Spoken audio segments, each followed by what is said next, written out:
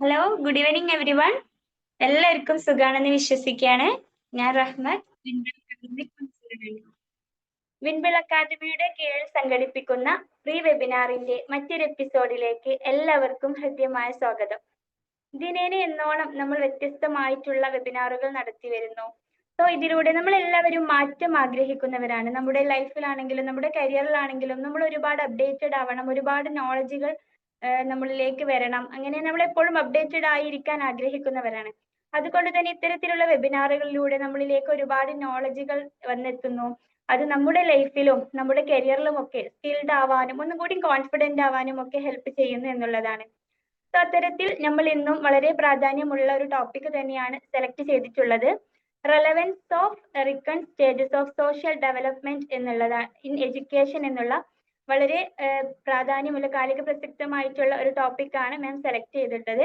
എറിക്സന്റെ സാമൂഹ്യ വികസന ഘട്ടങ്ങൾ വിദ്യാഭ്യാസത്തിൽ എത്രത്തോളം പ്രസക്തമാണ് എന്നുള്ളതാണ് നമ്മുടെ ഒരു സെഷനിലൂടെ ഇന്ന് മനസ്സിലാക്കാൻ പോകുന്നത്. അപ്പോൾ ഓരോ സ്റ്റേജിലും കുട്ടികൾ അവരുടെ മെന്റൽ നീഡ്സ് എത്രത്തോളം ആവശ്യമാണെന്നും അതിന് പാരന്റ്സ് എന്ന നിലയിലും അതുപോലെ ഒരു ടീച്ചർ എന്ന നിലയിലും ഒക്കെ നമുക്ക് എത്രത്തോളം അവരെ സപ്പോർട്ട് ചെയ്യാം എന്നൊക്കെ ഉള്ള കാര്യങ്ങൾ ഡീറ്റെയിൽ ആയിട്ട് തന്നെ ഈ ഒരു സെഷനിലൂടെ നമുക്ക് മനസ്സിലാക്കാം.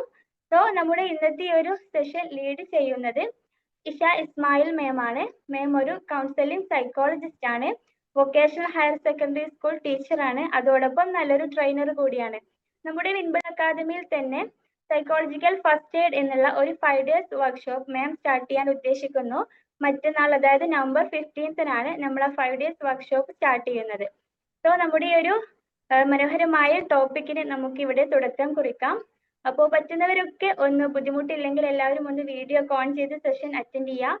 മാക്സിമം ഇന്ററാക്ട് ചെയ്യുക, മാമുമായിട്ട് ഇന്ററാക്ട് ചെയ്യുക, ഇൻവോൾവ് ആയിട്ട് തന്നെ ക്ലാസ് അറ്റൻഡ് ചെയ്യുക. സോ നമ്മുടെ ഈ സെഷൻ നമുക്ക് ഇവിടെ തുടക്കം കുറിക്കാം. ഒരിക്കൽ കൂടി ഈ പ്ലാറ്റ്ഫോമിൽ എത്തിച്ചേർന്നിട്ടുള്ള എല്ലാവരെയും ഈ ഒരു വെബിനാറിലോട്ട് ഹൃദ്യമായി സ്വാഗതം ചെയ്യുന്നു. അതോടൊപ്പം നമ്മുടെ ഈ സെഷൻ ലീഡ് ചെയ്യുന്നതിന് വേണ്ടി ഇഷ മാമിനെ ഏറെ സന്തോഷത്തോടു കൂടി വെൽക്കം ചെയ്യുന്നു. Ma'am, please welcome. Thank you so much.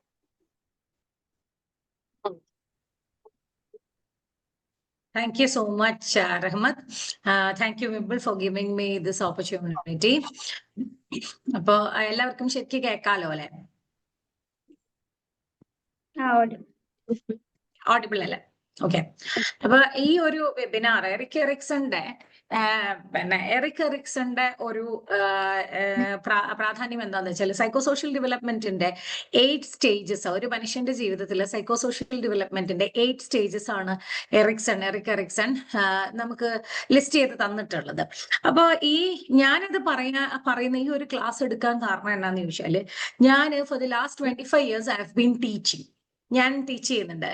ഞാൻ ശരിക്കും പറഞ്ഞാൽ ഫസ്റ്റ് സ്റ്റാൻഡേർഡ് തുടങ്ങി കോളേജ് ലെവൽ വരെ പഠിപ്പിച്ചിട്ടുള്ള ഒരു ടീച്ചറാണ്. പക്ഷെ ഇതൊന്നും എൻ്റെ ഏറ്റവും കൂടുതൽ എൻ്റെ കരിയറിൽ ഏറ്റവും കൂടുതൽ ഞാൻ പഠിപ്പിച്ചിട്ടുള്ളത് ടീനേജേഴ്സിനെയാണ്, which is actually the most difficult part of life. I think ഈ കുട്ടികൾക്കാണെങ്കിലും വളർന്നു വരുന്ന കുട്ടികൾക്കാണെങ്കിലും അവരെ വളർത്തുന്ന പേരൻസിനാണെങ്കിലും അവരെ ഡീൽ ചെയ്യുന്ന ടീച്ചേഴ്സിനാണെങ്കിലും ഏറ്റവും കൂടുതൽ വിഷമം പിടിച്ച ഒരു കാലഘട്ടമാണ് ഈ ഒരു ടീനേജിൽ. അപ്പം ഞാനിങ്ങനെ കോൺഫ്രണ്ട് ചെയ്യുന്നത് എപ്പോഴും ടീനേജേഴ്സിന്റെ പല തരത്തിലുള്ള പ്രോബ്ലംസ് ആണ്. അപ്പോൾ ഓരോ കാലഘട്ടത്തിലും, അല്ലെങ്കിൽ ഇപ്പോ generation is moving very fast. അപ്പൊ ഒരു 2 വർഷം മുന്നേ ഉണ്ടായിരുന്ന ആ ഒരു സ്വഭാവ രീതിയല്ല കുട്ടികളുടേത് 2 വർഷം കഴിയുമ്പോൾ ഇപ്പോഴുള്ളത്. അപ്പൊ ഇനി അടുത്ത 2 വർഷം കഴിയുമ്പോൾ വീണ്ടും ആ സ്വഭാവ രീതികളും മാറും. അപ്പോ ഇങ്ങനെയുള്ള ഈ ഒരു റാപ്പിഡ്ലി ചേഞ്ചിങ് അവസ്ഥയിൽ പലപ്പോഴും പാരന്റ്സ് ഇവരുടെ ചേഞ്ചസ് കാണാതെ പോകുന്നുണ്ട്, പലപ്പോഴും ടീച്ചേഴ്സ് ഇവരുടെ ചേഞ്ചസ് കാണാതെ പോകുന്നുണ്ട്. അപ്പൊ ഞാൻ മാറി നിന്ന് സൈക്കോളജി പഠനം തന്നെ ഞാൻ തുടങ്ങി വെച്ചത് ഇവരുടെ ഈ മാനസികാവസ്ഥയെ മനസ്സിലാക്കാൻ വേണ്ട വിധത്തിൽ ഇവർക്കും പാരന്റ്സിനും സപ്പോർട്ട് കൊടുക്കാനും വേണ്ടിയിട്ടാണ്. അപ്പൊ എനിക്ക് സൈക്കോളജി പഠിച്ചു വന്നപ്പോഴാണ് എനിക്ക് തോന്നിയത് എറിക് എറിക്സന്റെ ഒരു സൈക്കോസോഷ്യൽ ഡെവലപ്മെന്റ്, അതുപോലെ തന്നെ പിയാജെയുടെ കോഗ്നിറ്റീവ് ഡെവലപ്മെന്റിന്റെ കാര്യവും ഉണ്ട്. പക്ഷെ ഏറ്റവും കൂടുതൽ എറിക് എറിക്സന്റെ സൈക്കോസോഷ്യൽ ഡെവലപ്മെന്റൽ സ്റ്റേജസ്, അതിനകത്തെ ഒരു 2 കോൺട്രാസ്റ്റിംഗ് എലമെന്റ്സ്, ഇതിന്റെയൊക്കെ ഒരു ഗ്രാറ്റിഫിക്കേഷൻ കമ്മ്യൂണിക്കേഷൻ എന്ന് പറയുന്ന ഒരു വ്യക്തിയുടെ ജീവിതത്തിൽ വളരെയധികം ഇമ്പോർട്ടൻസ് ഉണ്ട് എന്നുള്ള ഒരു കണ്ടെത്തലിൽ ഞാൻ ഈ ഒരു സ്റ്റേജസ് അനലൈസ് ചെയ്ത് അതിൻ്റെ കൂടെ എൻ്റെ ഒരു പോയിന്റ് ഓഫ് വ്യൂ, അതുപോലെ എൻ്റെ ഒബ്സർവേഷൻസ്, എൻ്റെ പഠനങ്ങൾ ഒക്കെ കൂടെ ചേർത്ത് വെച്ചിട്ടാണ് ഞാൻ ഈ ഒരു സെഷൻ എടുക്കാം എന്ന് വിചാരിച്ചത്. അപ്പൊ ഇത് ഇൻസൈറ്റ് നൽകുന്നത് ശരിക്കും സൈക്കോളജിസ്റ്റിന് എങ്ങനെയാണ് എന്ന് എനിക്ക് അറിയില്ല. പക്ഷെ എന്നാലും ഇപ്പോഴുള്ള ഈ സൈക്കോളജിസ്റ്റിനും ഇത് ഉപകാരപ്പെടും. എന്തുകൊണ്ടെന്നാലും ഇപ്പൊ ഒരു കറണ്ട് അവസ്ഥയിൽ എങ്ങനെ കുട്ടികളെ ഡീൽ ചെയ്യാം, why do they fall into a lot of problems. പിന്നെ ഏറ്റവും കൂടുതൽ ഇന്നത്തെ കുട്ടികളിൽ കണ്ടുവരുന്നത്, സ്കൂൾ ഗോയിങ് കുട്ടികളിൽ കണ്ടുവരുന്നത് ലാക്ക് ഓഫ് കോൺഫിഡൻസ് ആണ്.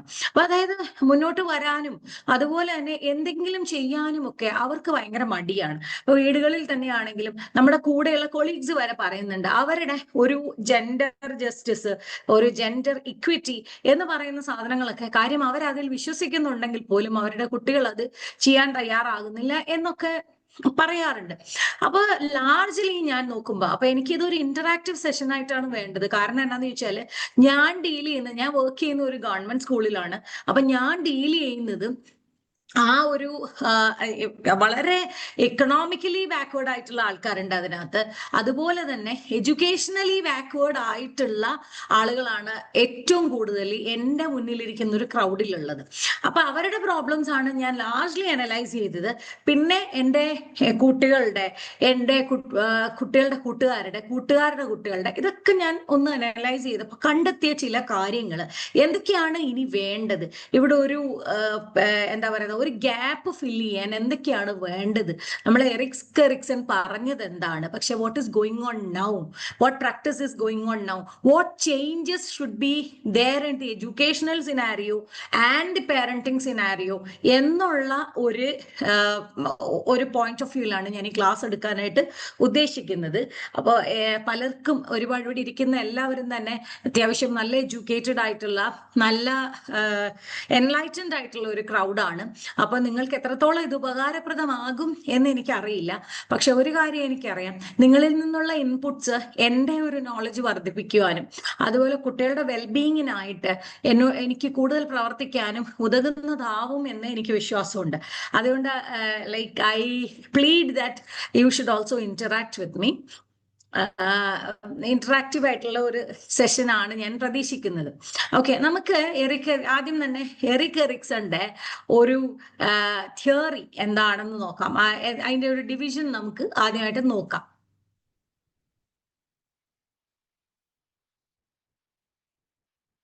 കാണാവോ? യെസ് മാം, കാണുന്നുണ്ട്. കാണാം.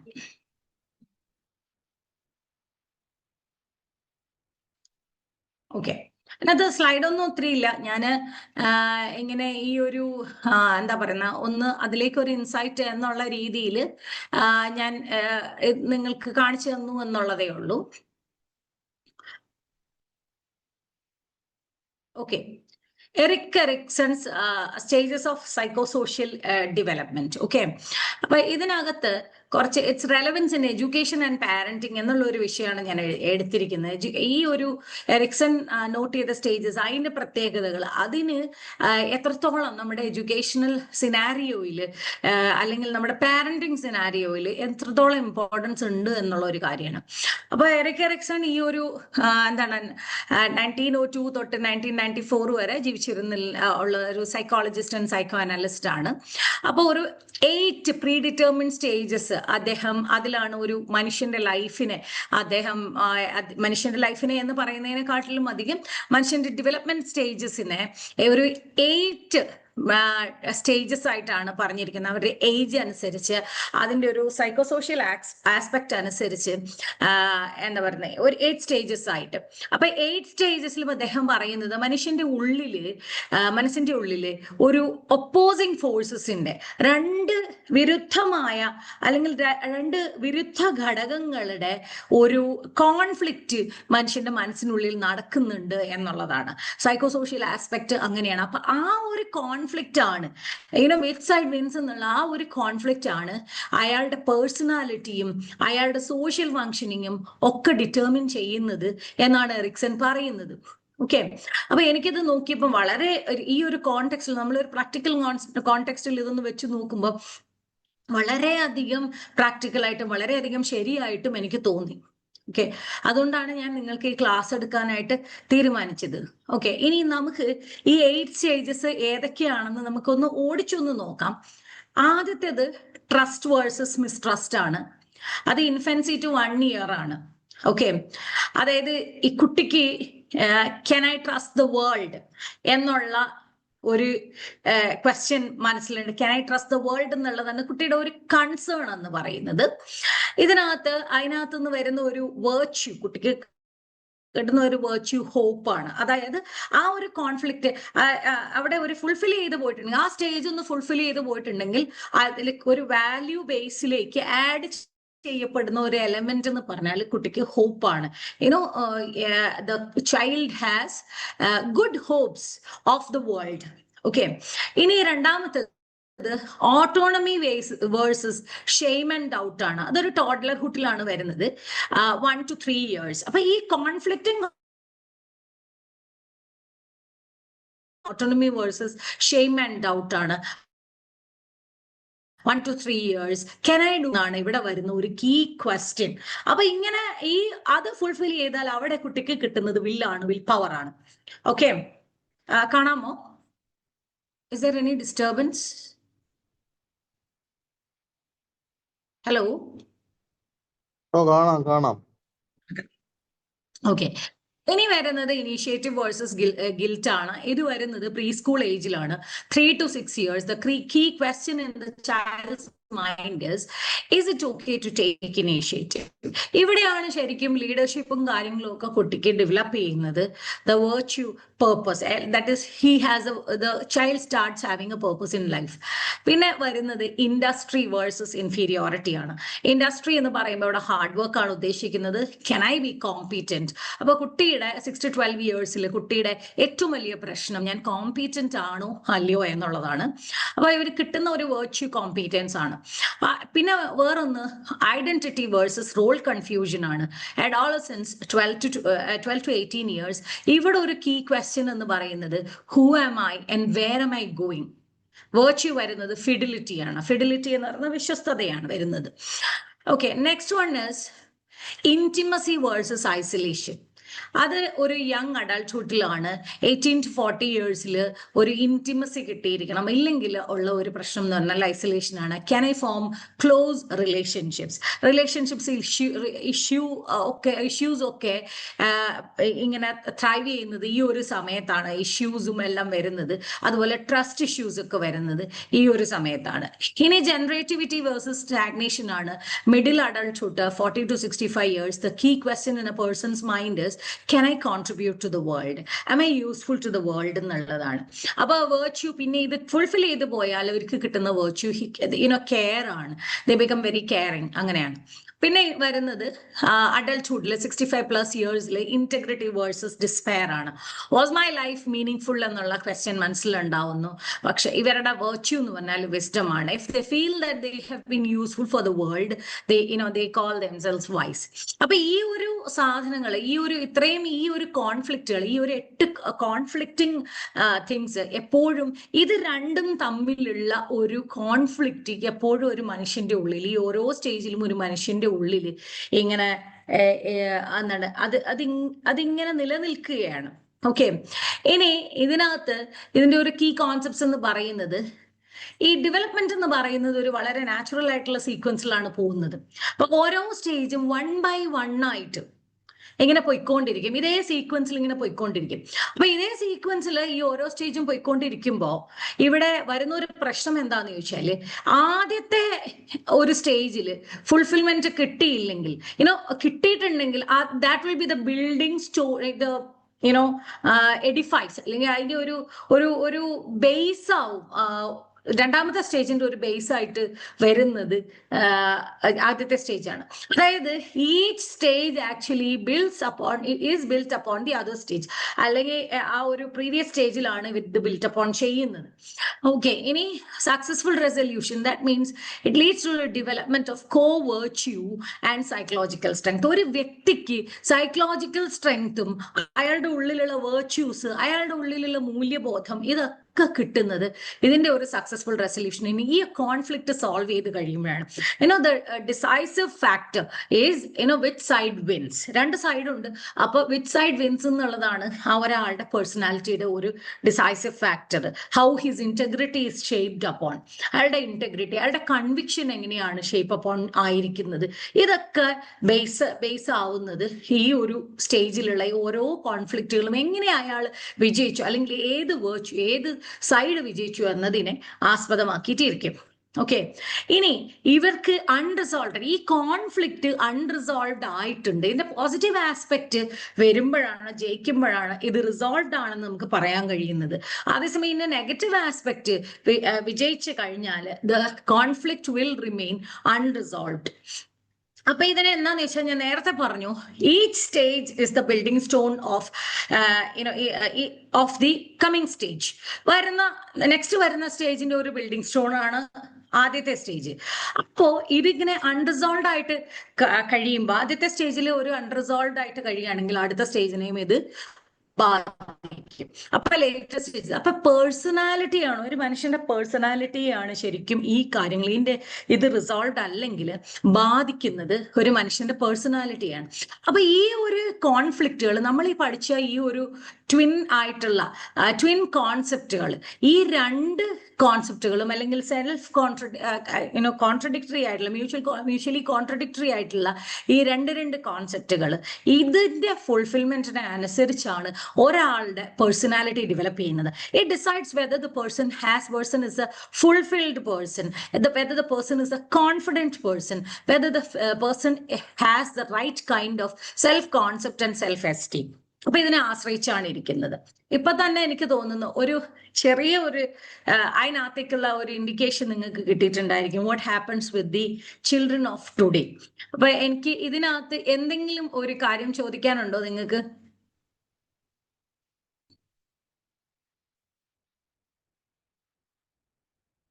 ആർക്കെങ്കിലും എന്തെങ്കിലും ചോദിക്കാനുണ്ടോ? ഇല്ല മാഡം, ഇത് സൈക്കോളജി കുറച്ച് അറിയുന്നതൊക്കെ ഇത് മനസ്സിലാവുള്ളൂ. ഇത് ഞാൻ എക്സ്പ്ലെയിൻ ചെയ്യുന്നുണ്ട്. ഞാൻ ഒന്ന് ഇതായി പോയതാണ്, ജസ്റ്റ് ഒരു ഓവർവ്യൂ ആണ് ഇത്. ഞാൻ ഓരോന്നിനെയും, എനിക്കറിയില്ല ഇവിടെ സൈക്കോളജി ബാക്ക്ഗ്രൗണ്ടിൽ ഉള്ളവരാണോ ഇരിക്കുന്നത് അല്ലാത്തവരാണോ എന്ന് അറിയില്ല. അപ്പോ അതുകൊണ്ടാണ് ഞാൻ പിന്നെ അതൊന്ന് എക്സ്പ്ലെയിൻ ചെയ്തു പോയത്. ഇനി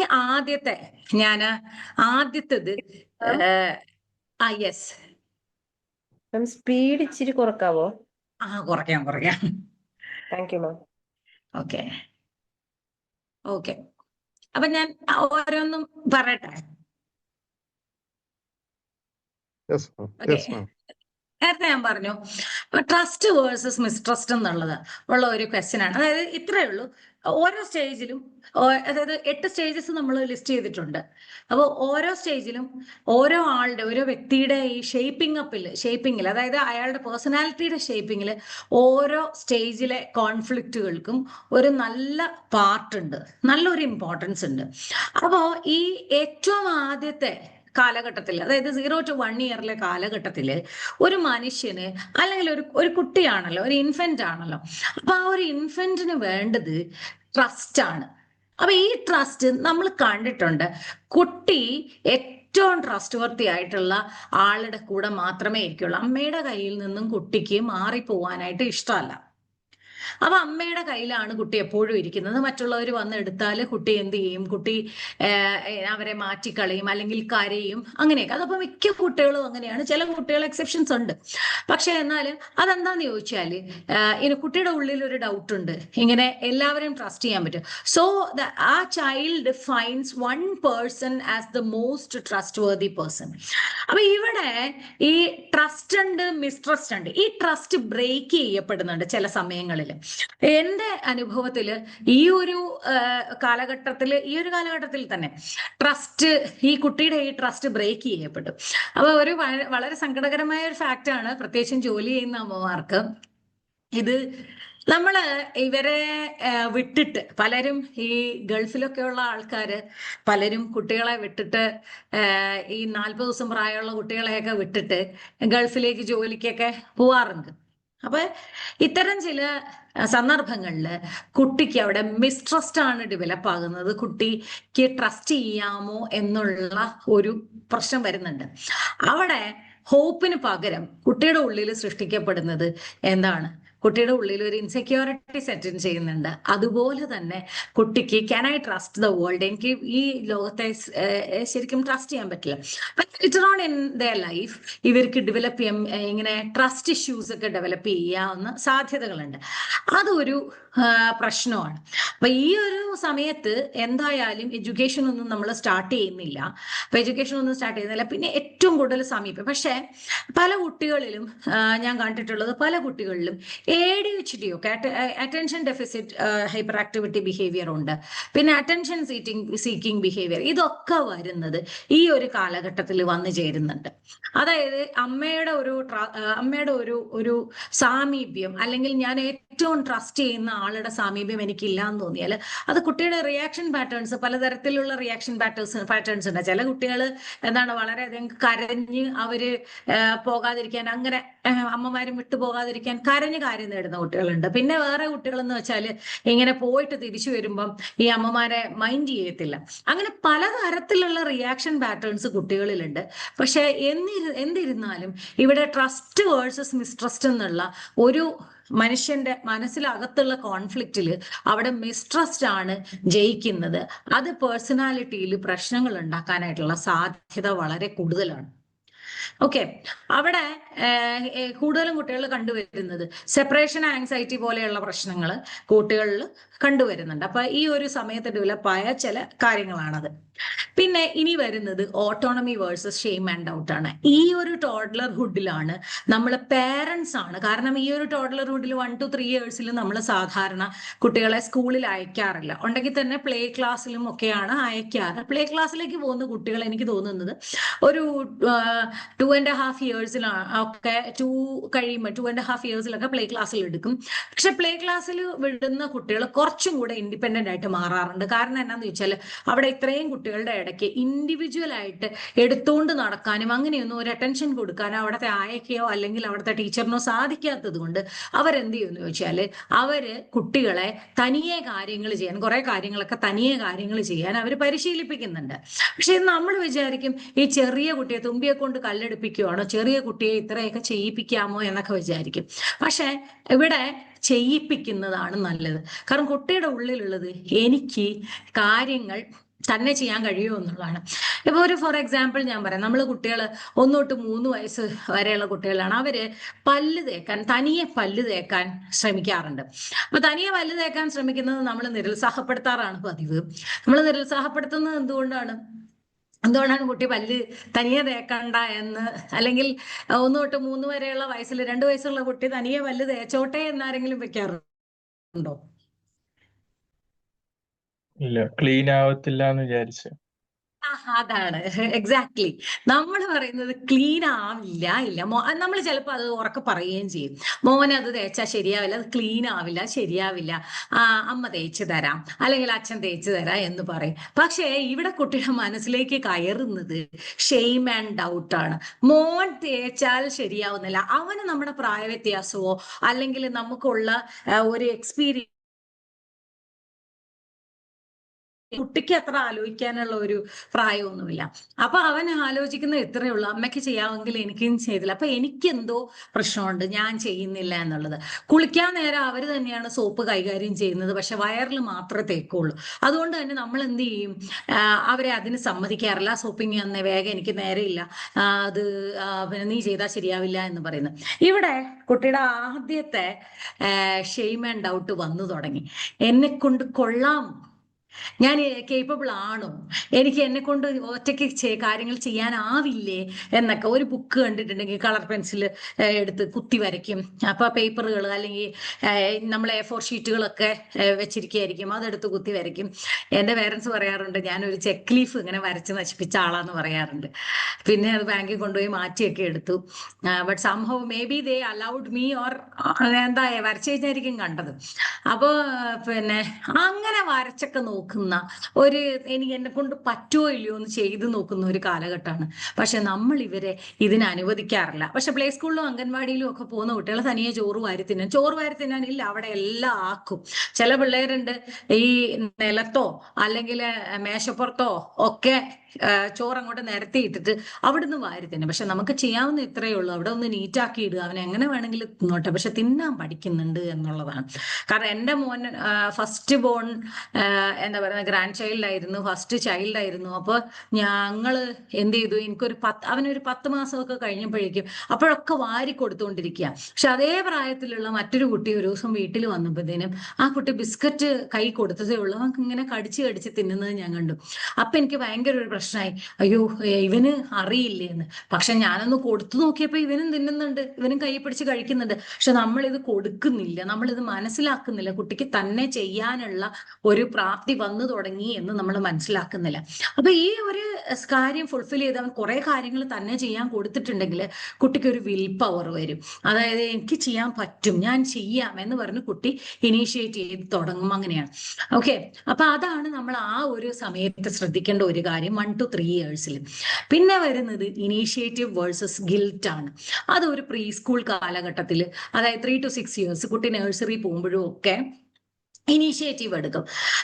അതായത് പല കാര്യങ്ങളിലും കുട്ടി തന്നെ ചെയ്യാം, തന്നെ പറഞ്ഞാൽ ഞാനത് ചെയ്തോളാം, എന്തെങ്കിലും കാര്യങ്ങൾ ലീഡർഷിപ്പ് ഏറ്റെടുക്കും, അല്ലെങ്കിൽ അതുവഴി ഓടിപ്പോകും, ഒരു ചായപാത്രമൊക്കെ കയ്യിലുണ്ടെങ്കിൽ അത് എടുത്തുകൊണ്ട് ഓടിപ്പോകും.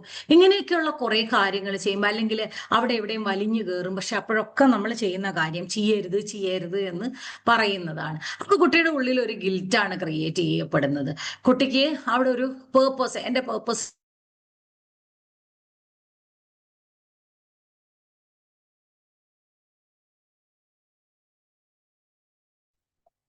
കുട്ടിക്ക്. അതുപോലെ തന്നെ വേറൊരു സംഭവം വരുന്നത് എന്നാന്ന് വെച്ചാല് ഈ ഒരു 3 to 6 years കേൾക്കാമോ? ഹലോ,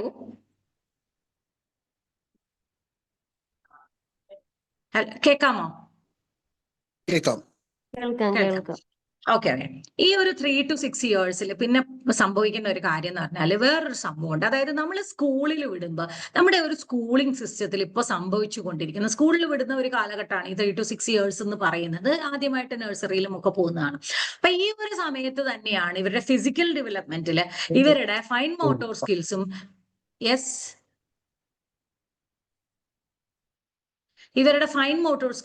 ഇവരുടെ അതുപോലെ തന്നെ ഇവരുടെ ഗ്രോസ് മോട്ടോർ സ്കിൽസും ഡെവലപ്പ് ചെയ്യുന്നത്.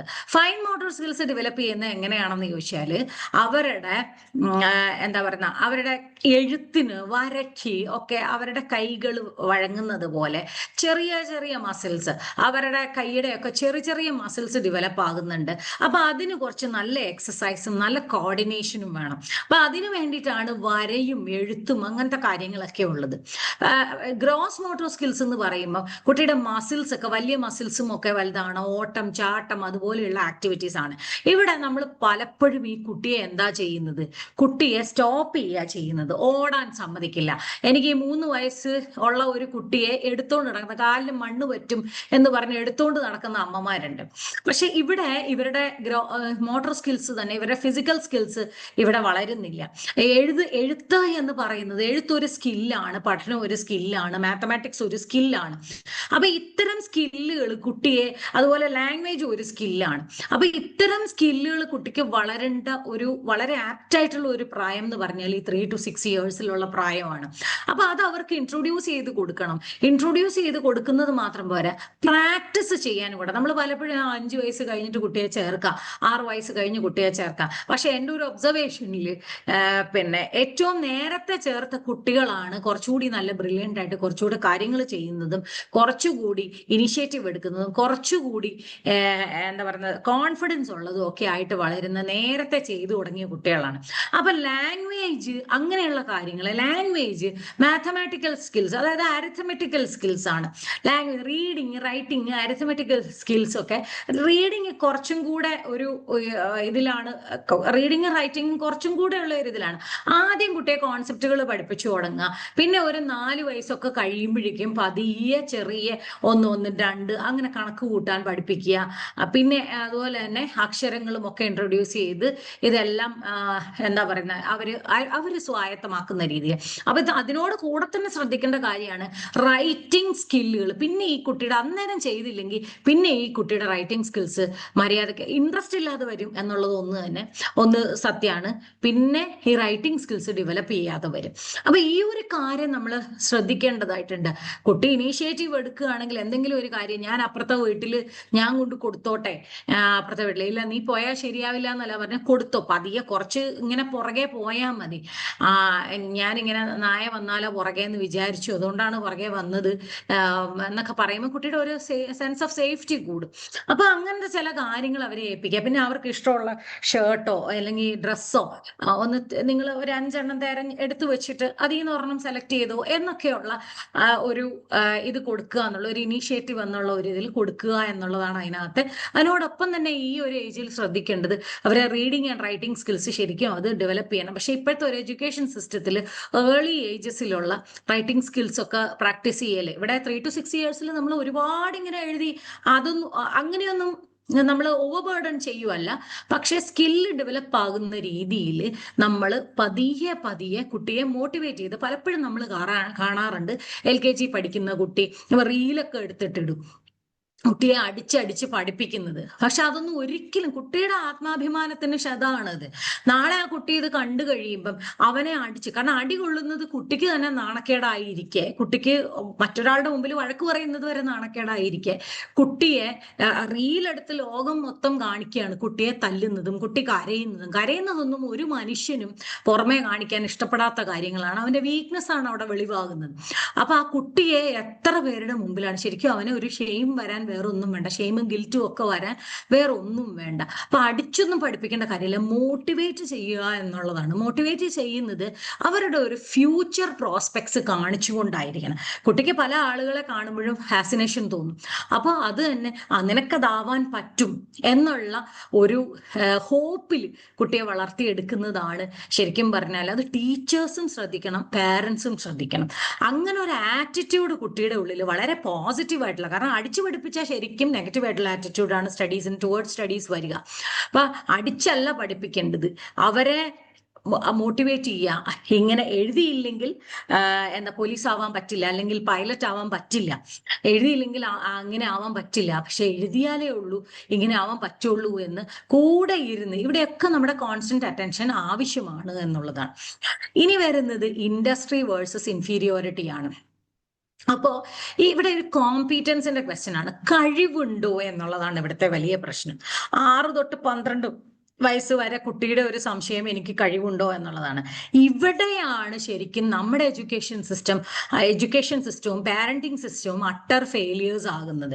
ഈ 6 തൊട്ട് 12 വരെയുള്ള കാലഘട്ടത്തിൽ ഒരുപാട് കാര്യങ്ങൾ നേരത്തെ പറഞ്ഞതുപോലെ ഫൈൻ മോട്ടോർ സ്കിൽസും ഗ്രോസ് മോട്ടോർ സ്കിൽസും നന്നായി ഡെവലപ്പ് ചെയ്യേണ്ടതുണ്ട്. പിന്നെ വേറൊന്ന് എന്ന് പറഞ്ഞാൽ ഈ ഒരു 6 to 12 ഇയേഴ്സിനോടൊക്കെ അടുക്കുന്നതോറും ഒരു 8 years ഒക്കെ കഴിയുമ്പോൾ കുട്ടി ഭയങ്കരമായിട്ട് കുട്ടിയുടെ ഉള്ളിൽ എനർജി വരുന്നുണ്ട്. അപ്പൊ ഈ എനർജി സ്പെൻഡ് ചെയ്യത്തക്ക രീതിയിൽ ഇഷ്ടം പോലെ സ്പോർട്സ് ആക്ടിവിറ്റീസും. എൻ്റെ മോനെ ഞാൻ ടീനേജ് കാലഘട്ടത്തിൽ ഏറ്റവും ആദ്യം +1 കാലഘട്ടത്തിൽ, കാരണം ഞാനിത് പഠിപ്പിക്കുന്നുണ്ട് +1 കാലഘട്ടത്തിൽ ആദ്യം തന്നെ ഞാൻ കൊണ്ടു ചേർത്തത് സ്പോർട്സിനാണ്. അപ്പോൾ അത് കഴിഞ്ഞ് പോന്നപ്പം ഞാനിങ്ങനെ സ്കൂളിൽ നിന്ന് വിട്ടു പോന്നപ്പം ഞാൻ ആ ടീച്ചറോട് പറഞ്ഞു, മിസ്സേ എൻ്റെ മക്കൾക്ക് ഏറ്റവും നല്ല കാര്യങ്ങൾ കിട്ടിയിട്ടുണ്ടെങ്കിൽ ഈ ഗ്രൗണ്ടിൽ നിന്നാണ് കിട്ടിയിട്ടുള്ളത്, അതിന് ഞാൻ താങ്ക്സ് പറയാൻ വന്നതെന്ന് പറഞ്ഞു. അപ്പോൾ ആ ടീച്ചർ എന്നോട് പറഞ്ഞു, ടീച്ചറിന് ബാക്കിയുള്ള പാരൻസിനെയും കൂടെ കൺവിൻസ് ചെയ്യാൻ പറ്റും, സ്പോർട്സ് ഒരു അനാവശ്യ കാര്യമാണെന്നാണ് അവർ പറയുന്നത്. ഈ ഒരു 6 തൊട്ട് 12 വയസ്സുള്ള കാലഘട്ടത്തിൽ സ്പോർട്സ്, ആക്ടിവിറ്റി, സോഷ്യലൈസേഷൻ ഇതൊക്കെ ഒക്കെ അവർക്ക് ആവശ്യമാണ്. അപ്പൊ അവരെ കൂടുതൽ മത്സരങ്ങൾക്ക് പങ്കെടുക്കുവാനും അതുപോലെ തന്നെ ഹാർഡ് വർക്ക് ചെയ്ത് അച്ചീവ്മെന്റുകൾ, ഇൻഡസ്ട്രി എന്ന് പറഞ്ഞാൽ ഹാർഡ് വർക്കാണ്, ഹാർഡ് വർക്ക് ചെയ്ത് അച്ചീവ്മെന്റ്സ് പ്രഷറൈസ് ചെയ്യരുത്, ഓവർ പ്രഷറൈസ് ചെയ്യരുത്. പക്ഷെ ഹാർഡ് വർക്ക് ചെയ്യാൻ ഈ ഒരു സമയത്താണ് ആ കുട്ടി പഠിക്കേണ്ടത്. നമുക്ക് തന്നെ അറിയാം, ഒരു ദിവസം നമ്മൾ എന്തെങ്കിലും ഒരു പണി ഒരു പണിയും ചെയ്യാതെ ഇരിക്കുന്ന ഒരു ദിവസമാണെങ്കിൽ നമുക്ക് തന്നെ വല്ലാത്തൊരു എംപ്റ്റി ഫീലിംഗ് ആയിരിക്കും. അപ്പൊ കുട്ടിയുടെ ഉള്ളിൽ ഈ ഒരു എംപ്റ്റിനെസ്, ഈ ഒരു ഇൻഫീരിയോറിറ്റി, ഞാൻ കോമ്പീറ്റന്റ് അല്ലേ, ഞാൻ കഴിവില്ലാത്ത ആളാണോ എന്നുള്ളത് തോന്നിത്തുടങ്ങും. കാര്യം അവര് പ്രത്യക്ഷത്തിൽ ശരിക്കും റെസിസ്റ്റ് ചെയ്യും. പഠിക്കാനിരിക്കാൻ പറഞ്ഞാൽ പഠിക്കാൻ ഇരിക്കില്ല, അപ്പൊ റെസിസ്റ്റ് ചെയ്യും. പക്ഷെ പഠിക്കാനാണെങ്കിലും എന്തിലാണെങ്കിലും സ്പോർട്സിലാണെങ്കിലും എല്ലാത്തിനും ഒരു സമയം ഇങ്ങനെ ഡിവൈഡ് ചെയ്ത് കൊടുക്കുകയാണെങ്കിൽ എല്ലാത്തിലും കോമ്പീറ്റന്റ് ആവണം. ഞാനിവിടെ സ്റ്റുഡൻസിനോടൊക്കെ എപ്പോഴും പറയും, എല്ലാ കാര്യത്തിലും മിടുക്കന്മാരാകണം. ഏത് കാര്യമാണോ നിങ്ങൾ മെയിൻ ആയിട്ട് കൊണ്ടു നടക്കേണ്ടത് അതിന് ഏറ്റവും പ്രയോറിറ്റി കൊടുക്കണം എന്നുള്ളതാണ്. അപ്പൊ ഈ ഒരു കാലഘട്ടത്തിൽ സ്പോർട്സിലാണെങ്കിലും അല്ലെങ്കിൽ മറ്റുള്ള കോമ്പറ്റീഷൻസിലാണെങ്കിലും പഠിത്തത്തിലാണെങ്കിലും ഒക്കെ കുറച്ച് ഹാർഡ് വർക്ക് ചെയ്താലാണ് അവരുടെ ഇൻഫീരിയോറിറ്റികളെ മറികടക്കാൻ അവർക്ക് സാധിക്കുകയുള്ളൂ. അപ്പൊ കോൺഫിഡൻസ് ബിൽഡിങ് ശരിക്കും ഏറ്റവും കൂടുതൽ ഉണ്ടാവുന്നത്.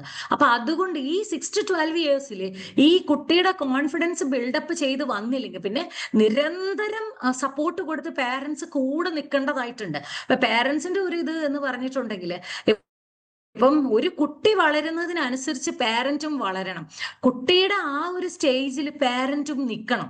അതായത് നമ്മളിപ്പോ സ്പീഡിൽ കുട്ടിയെ നടത്താൻ നോക്കുകയാണ്, നമ്മുടെ സ്പീഡിൽ നമ്മൾ നടന്നു പോവുകയാണെങ്കിൽ കുട്ടി ഒരിക്കലും നമ്മുടെ ഒപ്പം എത്തില്ല. കുട്ടി ഒപ്പം നടക്കാത്തപ്പോ മിക്ക പേരൻസും ചെയ്യുന്ന എന്താണ്, കുട്ടിക്ക് ഒപ്പം എത്താൻ പറ്റുന്നില്ല, കുട്ടിയുടെ എന്താ പറയുക അത്രയും നമ്മുടെ ഒപ്പം എത്താൻ നോക്കിയിട്ട് കുട്ടി പരാജയപ്പെടുന്നുണ്ട്. അപ്പൊ നമ്മൾ സാധാരണ പേരൻസ് ചെയ്യാറുള്ളത് എന്താണ്,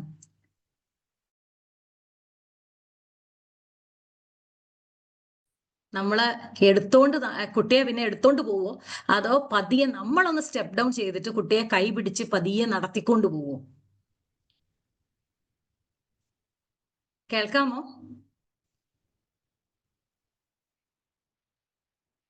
ഹലോ, കേൾക്കാൻ വേണം. ഓക്കെ. നമ്മൾ എന്താ സാധാരണ ചെയ്യാറ്, നമ്മൾ മിക്കവാറും പേരൻസ് കുട്ടിയെ എടുത്തുകൊണ്ട് പോകും. എന്റെ മുന്നിൽ ഒരു കുട്ടി ഒരിക്കൽ വന്നിരുന്നു.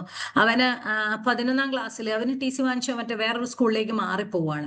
അപ്പൊ അവനോടൊരു കത്തെഴുതി, അവന് എപ്പോഴും ഒന്നും സ്കൂളിലൊന്നും വരത്തില്ല, പിന്നെ ഫിഷർമെൻ ഇതുള്ള ഒരു കുട്ടിയാണ്. അപ്പൊ ആ കുട്ടി വന്നു. അപ്പൊ അവന്റെ അച്ഛൻ ഒരു ദിവസം വന്നു, അച്ഛൻ ഭയങ്കര ബിസിയാണ്. അപ്പൊ അന്ന് ഒരു ദിവസം ടി സി വാങ്ങിക്കാൻ വേണ്ടി വന്നതാ. അപ്പൊ ആ കുട്ടി വന്നപ്പോ കുട്ടിയോട് ഞാൻ പറഞ്ഞു ഒരു കത്ത് എഴുതി തരാൻ പറഞ്ഞു, ആപ്ലിക്കേഷൻ എഴുതി തരാൻ പറഞ്ഞു.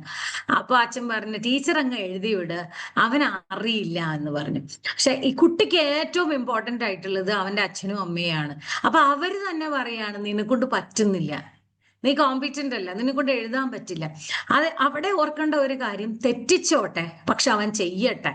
ആ ചെയ്തതിന് അപ്രീസിയേഷൻ കൊടുക്കുക, തെറ്റിച്ചതിന് ഒരു ചെറിയ കറക്ഷൻ കൊടുക്കുക എന്നുള്ളൂ. തെറ്റിച്ചതിന് വഴക്ക് പറയുന്നത് നമ്മുടെ ഒരു എന്താ പറയുന്നത്, നമ്മുടെ ഒരു വേർച്യു ആയിട്ട് മാറിയിട്ടുണ്ട്, നമ്മുടെ ഒരു റിച്വൽ ആയിട്ട് മാറിയിട്ടുണ്ട്. നമ്മൾ എപ്പോഴും തെറ്റിക്കുന്നതിന് വഴക്ക് പറയും. തെറ്റിക്കുന്നതിന് വഴക്ക് പറയരുത്, ചെയ്യാതിരിക്കുന്നതിന് വഴക്ക് പറഞ്ഞാലും തെറ്റിക്കുന്നതിന് വഴക്ക് പറയരുത്. അവരോട് പറയണം be brave enough to make mistakes എന്നാണ് അവിടെ പറയുന്നത്. നിനക്ക് പറ്റും, നീ ചെയ്യണം. ആ മിസ്റ്റേക്സ് ആർക്കാണെങ്കിലും പറ്റും. അപ്പൊ be brave enough to make mistakes എന്നുള്ളത് നമ്മൾ പറഞ്ഞിരിക്കണം അവരോട്. ആ ഒരു സമയത്ത് അവരുടെ ഇൻഫീരിയോറിറ്റി കോംപ്ലക്സ് വരാതിരിക്കും. കാരണം ഈ ഒരു കാലഘട്ടം വളരെ ഇമ്പോർട്ടന്റ് ആണ്. ടീനേജിൽ കുട്ടി എങ്ങനെയായിരിക്കണം എന്ന് തീരുമാനിക്കുന്നത് ഈ ഒരു 6 to 12 yearsലെ നമ്മുടെ കുട്ടിയെ നമ്മൾ എങ്ങനെ ട്രീറ്റ് ചെയ്യുന്നു, സ്കൂളിൽ എങ്ങനെ ട്രീറ്റ് ചെയ്യുന്നു, അതുപോലെ തന്നെ നമ്മുടെ വീട്ടിൽ എങ്ങനെ ട്രീറ്റ് ചെയ്യുന്നു എന്നുള്ളതാണ്. അൺഫോർച്ചുനേറ്റ്ലി എനിക്ക് തോന്നുന്നു ഇങ്ങനത്തെ കാര്യങ്ങളൊന്നും ടീച്ചേഴ്സിന് പോലും, എനിക്ക് പല ടീച്ചേഴ്സ് കുട്ടികളെ ഡീൽ ചെയ്യുന്നതൊക്കെ ഞാൻ ചില ഇതിൽ, ഞാനും ടീച്ചർ കമ്മ്യൂണിറ്റിയിലെ ഒരു അംഗമാണ്. പക്ഷെ പല ടീച്ചേഴ്സും പല സ്കൂളുകളിലും കുട്ടികളെ ഡീൽ ചെയ്യുന്ന കാര്യങ്ങൾ കുട്ടികൾ പറയുമ്പോൾ എനിക്ക് തോന്നാറുണ്ട് ഇതൊന്നും അവെയർ അല്ല, ടീച്ചേഴ്സ് ഇതിനെപ്പറ്റിയൊന്നും അവെയർ അല്ല എന്ന് തോന്നാറുണ്ട്. ഇനിയാണ് ഏറ്റവും പ്രധാനപ്പെട്ട ഒരു സ്റ്റേജ് വരുന്നത്, identity versus role confusion. 12 to 8 ഇയേഴ്സിലാണിത്. അവർ അഡോളസൻസിലെത്തി, അവരെ കൗമാരപ്രായത്തിലെത്തി. ഹോർമോണുകളുടെ ഒരു കളിയാണ്. വളർച്ച ഒരു ബോയിൽ നിന്ന് അല്ലെങ്കിൽ ഒരു ഗേളിൽ നിന്ന് അവരൊരു വുമണോ അല്ലെങ്കിൽ ഒരു മെയിലോ അല്ലെങ്കിൽ ഒരു മാനോ ആകുന്ന ഒരു കാലഘട്ടമാണിത്. അപ്പൊ ഇങ്ങനെ ഒരു കാലഘട്ടത്തില് it is only natural that they feel, അവർക്ക് ഭയങ്കരമായിട്ടുള്ള വളരെ നാച്ചുറലി അവർക്ക് ഐഡന്റിറ്റി ക്രൈസിസ് ഉണ്ടാവും, പല കാര്യങ്ങളുണ്ടാവും. കാരണം ഇത്രയും നാളും അവർക്ക് ഒരു സെക്ഷൽ അട്രാക്ഷൻ തോന്നുന്നില്ല, ഓപ്പോസിറ്റ് സെക്സിനോട് ഒരു അട്രാക്ഷൻ തോന്നുന്നില്ല. പക്ഷെ ഈ ഒരു കാലഘട്ടത്തിൽ അവർക്ക് ഓപ്പോസിറ്റ് സെക്സിനോട് ഒരു അട്രാക്ഷൻ തോന്നി തുടങ്ങും. പക്ഷെ നമ്മുടെ സമൂഹം പറയുന്നത് ഇതൊരു വലിയ തെറ്റാണെന്നാണ് പറയുന്നത്. അപ്പൊ അല്ലെങ്കിൽ തന്നെ ഈ കുട്ടികൾക്ക് റിലേഷൻഷിപ്പുകൾ മാനേജ് ചെയ്യാനും അറിയില്ല. മാനേജ് ചെയ്യാൻ അറിയില്ല എന്ന് പറഞ്ഞാൽ ഇപ്പൊ അവർ ഭയങ്കര വെസ്റ്റേണൈസ്ഡ് ആയിക്കൊണ്ടിരിക്കുക. വെസ്റ്റേണൈസ്ഡ് ആയിക്കൊണ്ടിരിക്കുമ്പോൾ അവർക്കൊരു ഫാഷനാണ്, ഓ റിലേഷൻഷിപ്പ് ഉണ്ടോ, കമ്മിറ്റഡ് ആണോ എന്നൊക്കെ ഇങ്ങനെ ചോദിക്കുന്നത് അവർക്കൊരു ഭയങ്കര ഫാഷനാണ്. They are being യൂറോപ്യനൈസ്ഡ്. പക്ഷേ യൂറോപ്യനൈസ്ഡ് എന്ന് പറയുമ്പോൾ അതിനകത്ത് വേറൊരു കാര്യം മിസ്സിംഗ് ആണ്. ഇതൊരു ഹോർമോണൽ ആയിട്ടുള്ള ഒരു സംഭവമാണെന്നും ശാരീരികമായിട്ടുള്ള ഒരു സംഭവമാണെന്നും ഈ ഹോർമോണുകളുടെ ഒരു കെമിക്കൽ പ്ലേ മൂലം ഉണ്ടാവുന്ന ഒരു കെമിക്കൽ മിമിക്രി ആണെന്നും ഒന്നും കുട്ടികൾക്ക് അറിഞ്ഞുകൂടാ. അവര് വിചാരിക്കുന്നത്, കാരണം നമ്മുടെ സൊസൈറ്റിയുടെ ചില വിശ്വാസങ്ങളും ചില കൾച്ചറുകളും കുട്ടികളുടെ ഇതിൽ നിന്ന് പോവില്ല. നമ്മൾ എത്ര തയ്ച്ചാലും വായിച്ചാലും പോകാത്ത ഒന്നാണ് നമ്മുടെ കൾച്ചറൽ ആസ്പെക്ട്സ്. നമ്മുടെ മനസ്സിൽ, നമ്മുടെ ഉള്ളിന്റെ ഉള്ളിൽ കിടക്കുന്നുണ്ട്. അതൊക്കെ നമ്മൾ എത്ര തയ്ച്ചാലും വായിച്ചാലും പലപ്പോഴും പോകാത്ത ഒരു സാധനമാണ്. അപ്പൊ ഇത് ഉള്ളിൽ കിടക്കുന്നുണ്ട്. അപ്പൊ എവിടെയോ ഒരു പെർമനൻസ് ഇവർക്ക് ഫീൽ ചെയ്യുന്നുണ്ട്. That if I fall in love with a person it is kind of permanent എന്നുള്ളത്. പിന്നെ നമുക്ക് ഈ പ്രണയത്തെ ഭയങ്കര മഹത്വവൽക്കരിച്ചുകൊണ്ടാണ് നമ്മുടെ ഇന്നത്തെ സിനിമകളും നോവലുകളും കവിതകളും ഒക്കെ അതൊക്കെ വരുന്നത്. ചിലപ്പോൾ ഞാനും എഴുതാറുണ്ട്, ഇറ്റ്സ് എ നൈസ് ഫീലിംഗ് കുട്ടികൾക്ക്. പക്ഷെ അത് ശരിക്കും പറഞ്ഞു കൊടുക്കണം. അതൊരു നൈസ് ഫീലിംഗ് ആയിട്ടൊക്കെ തോന്നും, പക്ഷെ അതൊരു വലിയ ഡിസ്ട്രാക്ഷൻ ആണ്. അത് നമ്മൾ ഇൻഫാറ്റുവേറ്റഡ് ആകുന്നത് അതൊരു സ്നേഹമല്ല. അല്ലെങ്കിൽ ഓൺ എ പ്രാക്ടിക്കൽ ഗ്രൗണ്ട് അത് വർക്കൗട്ട് ആകുമോ എന്ന് നമുക്കിപ്പോൾ പറയാൻ കഴിയില്ല. ഇപ്പൊ 12 വയസ്സിലോ 13 വയസ്സിലോ തോന്നുന്ന ഒരു ഫീലിംഗ് അല്ല 23 വയസ്സാവുമ്പോൾ തോന്നുന്നു. 10 വർഷം കഴിയുമ്പോൾ നമ്മൾ ആകെ മാറും, നമ്മുടെ ഫീലിങ്സ് മാറും, നമ്മുടെ പ്രയോറിറ്റീസ് മാറും. അത് നമ്മുടെ എക്സ്പീരിയൻസസിനനുസരിച്ചാണ് അത് മാറുന്നത് എന്നുള്ള കാര്യം കുട്ടിക്ക് വ്യക്തമായി പറഞ്ഞു കൊടുക്കുക. അപ്പൊ നമ്മൾ പലപ്പോഴും ഈ ഒരു സമയത്താണ് ജെൻഡർ റോൾസ് അസൈൻ ചെയ്യുന്നത്. പെൺകുട്ടിയാണെങ്കിൽ ഇങ്ങനെ വേണം, ആൺകുട്ടിയാണെങ്കിൽ അങ്ങനെ വേണം. അത് കുട്ടികളിൽ കൺഫ്യൂഷൻ ഉണ്ടാക്കുന്നുണ്ട്. എന്തിനാണ് അതങ്ങനെ? പിന്നെ കൺഫ്യൂഷൻ ഉണ്ടാക്കുന്നുണ്ട് അവിടെയാണ് ഈ ഭയങ്കര പലയിടത്തും വരുന്ന ഒരു കാര്യം എന്ന് പറഞ്ഞിട്ടുണ്ടെങ്കിൽ, ഒരു ആൺകുട്ടിയും ഒരു പെൺകുട്ടിയും ഉണ്ട്. ആൺകുട്ടിയെ വളർത്തുന്നത് നീ വീടിന്റെ നെടുന്തൂണാണ്, you are responsible for your parents എന്നൊക്കെ പറഞ്ഞിട്ട് വളർത്തുക. പെൺകുട്ടിക്ക് അതേസമയം റെസ്പോൺസിബിലിറ്റി ഒന്നുമില്ല, കുറച്ച് റെസ്ട്രിക്ഷൻസ് ഉണ്ട്, നീ അങ്ങനെ ചെയ്യരുത് ഇങ്ങനെ ചെയ്യരുത്, because you are A girl. പക്ഷെ ഇവിടെ പിന്നെ വേറൊന്ന് ഞാൻ കാണുന്നത് എന്താന്ന് ചോദിച്ചാല്, ആൺകുട്ടിയെ വെളിയിൽ എത്ര നേരം വേണമെങ്കിലും, ഞങ്ങളുടെ സ്കൂളിലൊക്കെ പഠിക്കുന്ന കുട്ടികൾ, 11ലും 12ലും പഠിക്കുന്ന കുട്ടികൾ 2 മണി വരെയൊക്കെ വീടിന് വെളിയിൽ നിൽക്കുന്ന കുട്ടികളുണ്ട്. പക്ഷെ ഇവരെന്ത് പഠിക്കാനാണ്?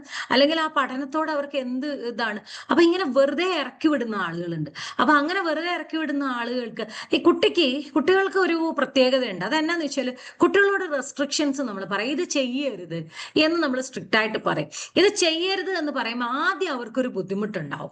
അതായത് 17 വയസ്സ് 15 വയസ്സ് കഴിയുമ്പോൾ ഇവര് ബൈക്ക് വേണം എന്നൊക്കെ പറഞ്ഞു തുടങ്ങും ആൺകുട്ടികൾ. അപ്പൊ ഈ ബൈക്ക് വേണം എന്ന് പറയും. ഇപ്പൊ പെൺകുട്ടികളും ഉണ്ട്. അപ്പൊ ബൈക്ക് വേണം എന്നൊക്കെ പറയുമ്പോൾ ലൈക്ക് ചില പാരന്റ്സ് ഉണ്ട് ഭയങ്കര സ്നേഹത്തിൽ വാങ്ങിച്ചു കൊടുക്കും.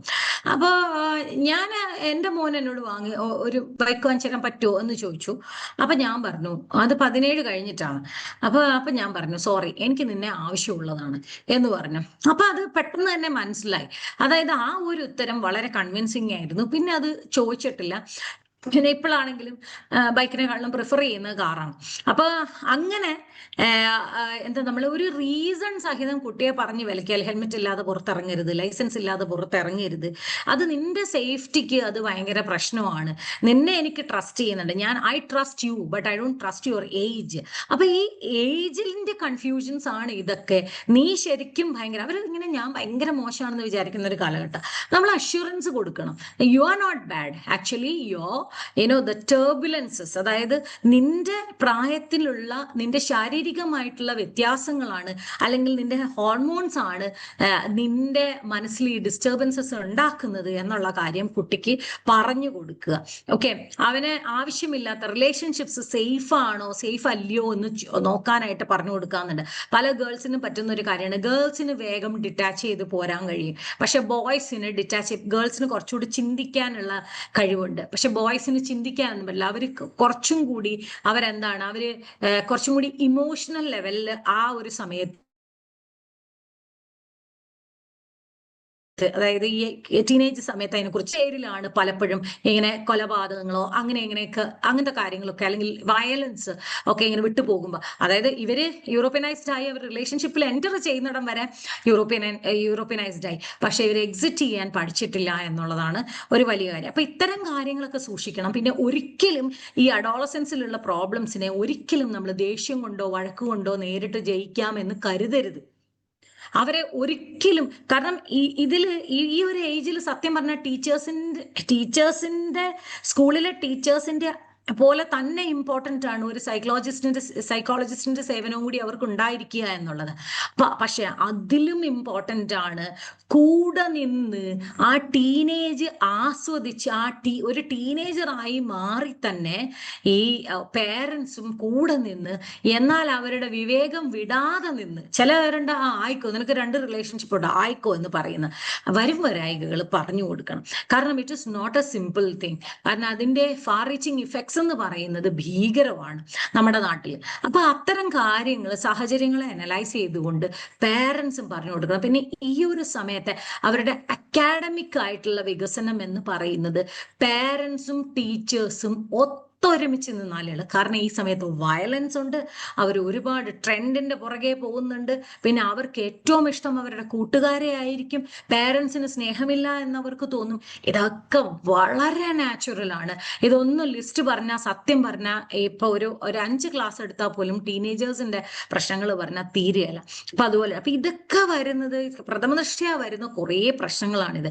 ഇത് ഡീൽ ചെയ്യാൻ സത്യം പറഞ്ഞാൽ എക്സ്പേർട്ട് ആയിരിക്കണം ഒരു പാരന്റും. അതുപോലെ തന്നെ ടീച്ചർ ആണെങ്കിലും ഒരു എക്സ്പേർട്ട് ആയിരിക്കണം ഇത്തരം ഡീൽ ചെയ്യാൻ. പക്ഷെ ഇവരെ ഡീൽ ചെയ്യാനായിട്ട് ഫെയിൽ ചെയ്യുന്നുണ്ട് പലപ്പോഴും നമ്മൾ. കാരണം നമ്മൾ ദേഷ്യം കൊണ്ടാണ്, കാരണം ഇവരുടെ സ്വഭാവം കാണുമ്പോൾ നമുക്ക് ദേഷ്യം വരും. അപ്പൊ ദേഷ്യം കൊണ്ടാണ് ഡീലിങ്. വളരെ ടാക്ട്ഫുൾ ആയിട്ട് അവരിൽ ഒരാളായിട്ട് നിന്നുകൊണ്ട് വേണം നമ്മളിത് കൈകാര്യം ചെയ്യാനായിട്ട്. ശരിക്കും ഒരമ്മയോ അച്ഛനോ ശരിക്കും അവരുടെ ആ ടീനേജേഴ്സിന്റെ ചില ഭാവഹാദികൾ, ചില ടെർമിനോളജീസ്, എനിക്കൊക്കെ ഈ ടീനേജേഴ്സിനെ പഠിപ്പിക്കുമ്പോൾ ശരിക്കും പറഞ്ഞാൽ ഞാൻ അവരുടെ ടെർമിനോളജീസാണ് ശരിയാകാന്നൊന്നും ഞാൻ പറയത്തില്ല, ആ സെറ്റ് എന്നേ പറയുള്ളൂ. കാരണം ആ സെറ്റ് എന്ന് പറയുമ്പോൾ ഇവർക്ക് തോന്നലുണ്ട് ഇവരുടെ കൂട്ടത്തിലുള്ള ഒരാളാണെന്ന്. അവരെ കൂടെ ഒരു എന്താ പറയുന്നത്, അവർക്ക് ഇഷ്ടമുള്ള ഒരു സാധനം കഴിക്കാൻ പോകുന്നത്, അവർക്ക് ഇഷ്ടമുള്ള ഒരു മൂവിക്ക് പോകുന്നത്, ഇതൊക്കെ ശരിക്കും ഭയങ്കരമായി അവരെ ഇൻഫ്ലുവൻസ് ചെയ്യും നമ്മുടെ കൂടെ. പിന്നെ കൂടെ നിൽക്കുക എന്നുള്ളത് വളരെ ഇമ്പോർട്ടൻ്റ് ആണ്. കാരണം ചിതറിപ്പോകുന്ന മനസ്സുകളാണ് ഈ സമയത്തുള്ളത്. അപ്പൊ കൂടെ നിൽക്കണം. ഒരു പെൺകുട്ടിയെ ഒരുത്തൻ സ്നേഹിച്ചു എന്ന് പറഞ്ഞു, ഒരു പെൺകുട്ടി ഒരുത്തനെ സ്നേഹിച്ചു എന്ന് പറഞ്ഞ് അവരെ ഒരിക്കലും ഷെയിം ചെയ്യരുത്. നീ ഇത്ര കൊള്ളരുതാത്തവനാണോ, നീ ഇത്ര കൊള്ളരുതാത്തവളാണോ. കാരണം എനിക്ക് അനുഭവമുണ്ട്. ഞാനൊരു പാരന്റിനോട് പറഞ്ഞു, പക്ഷെ ഞാൻ പറഞ്ഞപ്പോൾ ഞാൻ വിചാരിച്ചത് പേരന്റ് അത് ഞാൻ ഡീൽ ചെയ്യുന്നത് പോലെ ഡീൽ ചെയ്യുമെന്നാണ് വിചാരിച്ചത്. പക്ഷെ ആ കുട്ടി എന്നോട് പറഞ്ഞിരുന്നു എൻ്റെ ഉമ്മ അങ്ങനെയല്ല ഡീൽ ചെയ്യുന്നതെന്ന് പറഞ്ഞിരുന്നു. പക്ഷെ എന്നിട്ടും നല്ല പഠിക്കുന്ന കുട്ടിയായതുകൊണ്ട് ഞാനൊന്ന് അവരോട് സൂചിപ്പിച്ചതേ ഉള്ളൂ. പക്ഷെ അവർ ഭയങ്കര വിമെന്റ് ആയിട്ട് അവരെ റിയാക്ട് ചെയ്തു. ആ റിയാക്ഷൻ ആ കൊച്ചിനെ തകർത്ത് കളഞ്ഞു. ഞാൻ പിന്നെ പോയി സോറി പറഞ്ഞു. 2 കുട്ടികളുടെ കേസിൽ എനിക്ക് ഇങ്ങനെ ഒന്നുണ്ടായി. ഒരു കുട്ടിയുടെ കേസിൽ ഇങ്ങനത്തെ ഒന്നും അല്ല പറഞ്ഞു, റിലേഷൻഷിപ്പ് ഒന്നും അല്ലായിരുന്നു, 5 മണി വരെ അവിടെ നിൽക്കുന്നുണ്ട്, ഒന്ന് നിൽക്കണ്ടെന്നൊന്ന് പറഞ്ഞായിരുന്നു. അതിന് വീട്ടിൽ ആ കുട്ടി കേട്ടത് നീ ആരെ കാണാനാടി അവിടെ പോയി നിന്നത് എന്നൊക്കെയാണ്. ഇത്തരം റിയാക്ഷൻസ് ഒരിക്കലും ജഡ്ജ്മെന്റൽ റിയാക്ഷൻസ് ഒരിക്കലും നമ്മളെ പാരന്റ്സിന്റെ ഭാഗത്ത് നിന്നോ ടീച്ചേഴ്സിന്റെ ഭാഗത്ത് നിന്നോ ഉണ്ടാവാനേ പാടില്ല എന്നുള്ളതാണ്. കാരണം അത് കുട്ടികളെ തകർത്ത് കളയും. തന്നെയല്ല നമ്മളിലുള്ള ട്രസ്റ്റ് പോകും, നമ്മൾ അറിയേയില്ല. അവർക്ക് ഭയങ്കര ബുദ്ധിയാണ്. അപ്പൊ ആ ഒരു സമയത്ത് ഇവരെ ഇതുവഴി പോകും, എങ്ങനെ പോകുന്നെന്ന് നമുക്ക് പറയാൻ പറ്റില്ല. അതുകൊണ്ട് വേറൊരാളെ ഇടപെടിക്കാൻ നമുക്ക് എപ്പോഴും ഈസി വേ ആണ്. ഏതെങ്കിലും ഒരു റിലീജിയസ് ലീഡറിനെ പോയി കാണും, അല്ലെങ്കിൽ രാഷ്ട്രീയക്കാരെ കണ്ടവർ വരെയുണ്ട് കുട്ടിയുടെ റിലേഷൻഷിപ്പ് മാറ്റാൻ വേണ്ടിയിട്ട്. ഒന്നുമില്ല, നിങ്ങൾക്ക് ഏറ്റവും ട്രസ്റ്റ് ഉള്ള ഒരാളെയോ അല്ലെങ്കിൽ അമ്മയ്ക്ക് തന്നെയോ ഈ മാറ്റണമെങ്കിൽ മാറ്റിയെടുക്കാവുന്നതേ ഉള്ളൂ. കാരണം ആ പ്രായം ഒരു ഡിസിഷൻ മേക്കിങ്ങിന് കൊള്ളാവുന്ന ഒരു പ്രായമല്ല. കാരണം അവനവനെ പറ്റി തന്നെ കൺഫ്യൂഷൻ ഉള്ള ഒരു പ്രായത്തില് നമ്മുടെ റിലേഷൻഷിപ്സ് ഒന്നും എസ്റ്റാബ്ലിഷ് ചെയ്യാൻ പോയാൽ അത് ശരിയാവില്ല എന്നുള്ളതാണ്. ഓക്കെ, ഇനി നെക്സ്റ്റ് വരെ അത് ഇത്രയാണ് ശരി. അതുപോലെ തന്നെ പാരന്റിങ്ങുമായിട്ട് റിലേറ്റഡ് ആയിട്ടുള്ളത് മറ്റത് ഞാൻ ജസ്റ്റ് ഒന്ന് പറഞ്ഞു പോകാം. ഇന്റിമസി വേഴ്സസ് ഐസൊലേഷൻ എന്ന് പറയും. 18 to 40 ഇയേഴ്സിൽ 18 to 25 ഇയേഴ്സിൽ പ്രത്യേകിച്ചും നമ്മൾ ഈ ആളുകൾ ചൂസ് ചെയ്യുന്നത് റിലേഷൻഷിപ്സ് ചൂസ് ചെയ്യും. വളരെ സ്റ്റേബിൾ ആയിട്ടുള്ള ഒരു റിലേഷൻഷിപ്പ് ചൂസ് ചെയ്യും, വളരെ സ്റ്റേബിൾ ആയിട്ടുള്ള ഒരു ജോലി ചൂസ് ചെയ്യും. അങ്ങനെയാണ് പിന്നെ അവരെ ഫിനാൻഷ്യൽ കണ്ടീഷൻസും അതുപോലെ തന്നെ ഹെൽത്ത്, വളരെ സ്റ്റേബിൾ ആയിട്ടുള്ള ഒരു ഹെൽത്ത് കണ്ടീഷൻ, ഇതൊക്കെ ചൂസ് ചെയ്യുന്ന ഒരു പ്രായമാണ് ശരിക്കും ഈ ഒരു ഏജ് 18 to 40. പക്ഷെ ഇവിടെ ഇന്റിമസി കിട്ടണം. അതായത് ഒരു നല്ല ക്ലോസ് റിലേഷൻഷിപ്പ്, നല്ല ട്രസ്റ്റ് വർത്തി റിലേഷൻഷിപ്പ് ഫോം ചെയ്യണം. ഇവിടെ ഫോം ചെയ്തില്ലെങ്കിൽ പിന്നീട് ഒരു ഐസൊലേഷൻ ആണ് ഫീൽ ചെയ്യുന്നത് മനുഷ്യർക്ക്. ഒരു ഒറ്റപ്പെട്ട പോലത്തെ ഒരു ഫീൽ ആയി പോകും. ഇനി വരുന്നത് ജനറേറ്റിവിറ്റി വേഴ്സസ് സ്റ്റാഗ്നേഷൻ ആണ്. 40 to 65 ഇയേഴ്സിൽ നമ്മൾ ചെയ്യേണ്ടത്, നമ്മൾ അടുത്ത ജനറേഷന് വേണ്ടിയിട്ട്, ഈ വേൾഡിന് വേണ്ടിയിട്ട് എന്തെങ്കിലുമൊക്കെ കോൺട്രിബ്യൂട്ട് ചെയ്യുക എന്നുള്ളതാണ്. അതായത് ആളുകൾക്ക് ഉപകാരമുള്ള രീതിയിൽ, അടുത്ത് വരുന്ന ജനറേഷൻ ഉപകാരമുള്ള രീതിയിൽ നമ്മൾ എന്തെങ്കിലും ചെയ്തില്ലെങ്കിൽ നമുക്കൊരു വല്ലാത്ത പ്രശ്നം വരും. നമ്മുടെ ലൈഫ് കൊണ്ട് വലിയ ഉപകാരം ഇല്ലാതെയായി പോയി എന്ന് വരും. ഞാൻ ഇത് ഒരു എക്സാമ്പിൾ എന്ന് പറഞ്ഞിട്ടുണ്ടെങ്കിൽ, ഇപ്പം ഈ അടുത്ത് തന്നെ ഒരു എന്താ പറയുക, ഞാൻ കുറച്ചു പേരെ ഞാൻ കണ്ടു. കാരണം ഇവര് ഇങ്ങനെ ഭയങ്കര ഈ ഹേറ്റ്രഡ് എന്ന് പറയുന്നത്, വിദ്വേഷം എന്താ പറയുന്നത്, വിദ്വേഷം സ്പ്രെഡ് ചെയ്യുന്നതിൽ ഒരുപാട് ശ്രദ്ധിച്ചുകൊണ്ടിരുന്ന, അല്ലെ വിദ്വേഷത്തിൽ തന്നെ ഇൻഡൾജ് ചെയ്ത് ഒരു അപരവിദ്വേഷം, ഇന്ന ഒരു സെക്ഷൻ ഓഫ് പീപ്പിൾ മോശമാണ്, അവര് മോശമാണ്, ഇവര് മോശമാണ് എന്നുള്ള വർത്തമാനം തന്നെ പറഞ്ഞുകൊണ്ടിരുന്ന ഒരു കുറച്ച് ആൾക്കാർ, ഒരു 3-4 പേര് കേട്ടോ. അപ്പൊ അവര് പക്ഷെ ഈ 40 കഴിഞ്ഞപ്പോഴേക്കും ഇവര് ഈ മറ്റു ആളുകളുടെ പ്രശ്നങ്ങൾ അല്ലെങ്കിൽ അവരുടെ കുറ്റങ്ങൾ, അവരുടെ കുഴപ്പങ്ങൾ നോക്കി നടന്നുകൊണ്ടിരുന്ന ആളുകളാണ്. പക്ഷെ സ്വന്തം ഫാമിലി കയ്യിൽ നിന്ന് പോയത് അവരറിഞ്ഞിട്ടില്ല. അപ്പൊ അവരിങ്ങനെ ആളാവാൻ വേണ്ടി മറ്റുള്ളവരെ കുറ്റം പറഞ്ഞുകൊണ്ടിരുന്നു, മറ്റുള്ളവരെ ഇങ്ങനെ അടച്ചാക്ഷേപിച്ചു കൊണ്ടിരുന്നു. അതിൽ തന്നെയായിരുന്നു അവരുടെ ശ്രദ്ധ. പൊളിറ്റിക്കലി ആണെങ്കിലും പേഴ്സണലി ആണെങ്കിലും ഒക്കെ ഇങ്ങനെ അറ്റാക്കുകൾ നടത്തിക്കൊണ്ടിരുന്നു. വേർബൽ അറ്റാക്കാണ്. പക്ഷെ എന്നാലും ഒരു മനുഷ്യന് നമ്മളെ അടുത്ത് നിൽക്കുമ്പോൾ വിദ്വേഷം എന്ന് പറയുന്നത് വളരെ നെഗറ്റീവ് ആയിട്ടുള്ള ഒരു സംഗതിയാണ്. അപ്പൊ എനിക്കറിയില്ല, ഭയങ്കര കോയിൻസിഡൻസ് ആയിട്ട് എനിക്കറിയാവുന്ന ഒരു 3-4 ആൾക്കാർ അവരുടെ എല്ലാവരുടെയും ഫാമിലി ബ്രേക്കായി എന്നുള്ളതാണ്. അപ്പൊ ഈ ഓരോന്ന് ബ്രേക്ക് ആവുമ്പോഴും നമുക്ക് ശരിക്കും അത്ഭുതം തോന്നും. പക്ഷെ അതങ്ങനെ ഉണ്ടാവുന്നു എന്നുള്ളതാണ്. നമ്മൾ മറ്റുള്ളവരുടെ ഈ ബൈബിളിൽ പറയുന്നുണ്ടല്ലോ, അവനവന്റെ കണ്ണിലെ തടി എടുത്തിട്ട് വേണം മറ്റുള്ളവരുടെ കണ്ണിലെ കരടെടുക്കാൻ പോകാൻ എന്ന് പറയുന്നുണ്ട്. അപ്പൊ അതിന് ശരിക്കും ഒരു സൈക്കോളജിക്കൽ അല്ലെങ്കിൽ അതിനൊരു ഇമ്പാക്റ്റ് നമ്മുടെ, അതുപോലെ മറ്റുള്ളവരെ ജഡ്ജ് ചെയ്യരുത് എന്നും ഈ ഗിരിപ്രഭാഷണത്തിൽ പറയുന്നുണ്ട്. അപ്പൊ ആ ജഡ്ജ് ചെയ്യുന്ന ടൂള് കൊണ്ട് തന്നെ നമ്മളും ജഡ്ജ് ചെയ്യപ്പെടും എന്ന് പറയുന്നുണ്ട്. ജഡ്ജ്മെന്റ് എന്ന് പറയുന്നത് വിരോധത്തിന്റെ അല്ലെങ്കിൽ പിന്നെ ശത്രുതയുടെ, ഹേറ്റ്രഡിന്റെ ഒക്കെ ഒരു തുടക്കമാണ്, ഒരു വിത്താണ് ജഡ്ജ്മെന്റ് എന്ന് പറയുന്നത്. അപ്പൊ അങ്ങനെയുള്ളവര് വളരെ തകർന്നു പോയ അവസ്ഥ കണ്ടിട്ടുണ്ട്. ഇനി ഇന്റഗ്രിറ്റി വേഴ്സസ് ഡിസ്പെയർ ആണ്. 65+ ഇയേഴ്സിൽ അവരെ കൊണ്ട് ഇങ്ങനെ എന്താ പറയുക, വളരെ മീനിങ് ആയിട്ടുള്ള ഒരു ലൈഫ് ജീവിച്ചെങ്കിൽ മാത്രമേ ഉള്ളൂ, അല്ലെങ്കിൽ അതിന് മുന്നിലത്തെ സ്റ്റേജിലുള്ള ജനറേറ്റിവിറ്റി കംപ്ലീറ്റ് ആയെങ്കിൽ മാത്രമേ അവർക്ക് ഡിസ്പെയർ ഇല്ലാതെ അല്ലെങ്കിൽ ഒരു എന്താ പറയുന്ന ഒരു സങ്കടം ഇല്ലാതെ അവർക്ക് ആ ഒരു ലൈഫ് അവർ കംപ്ലീറ്റ് ചെയ്ത് പോകാനായിട്ട് സാധിക്കുകയുള്ളൂ. അപ്പോഴാണ് അവർ വൈസ് ആകുന്നത്.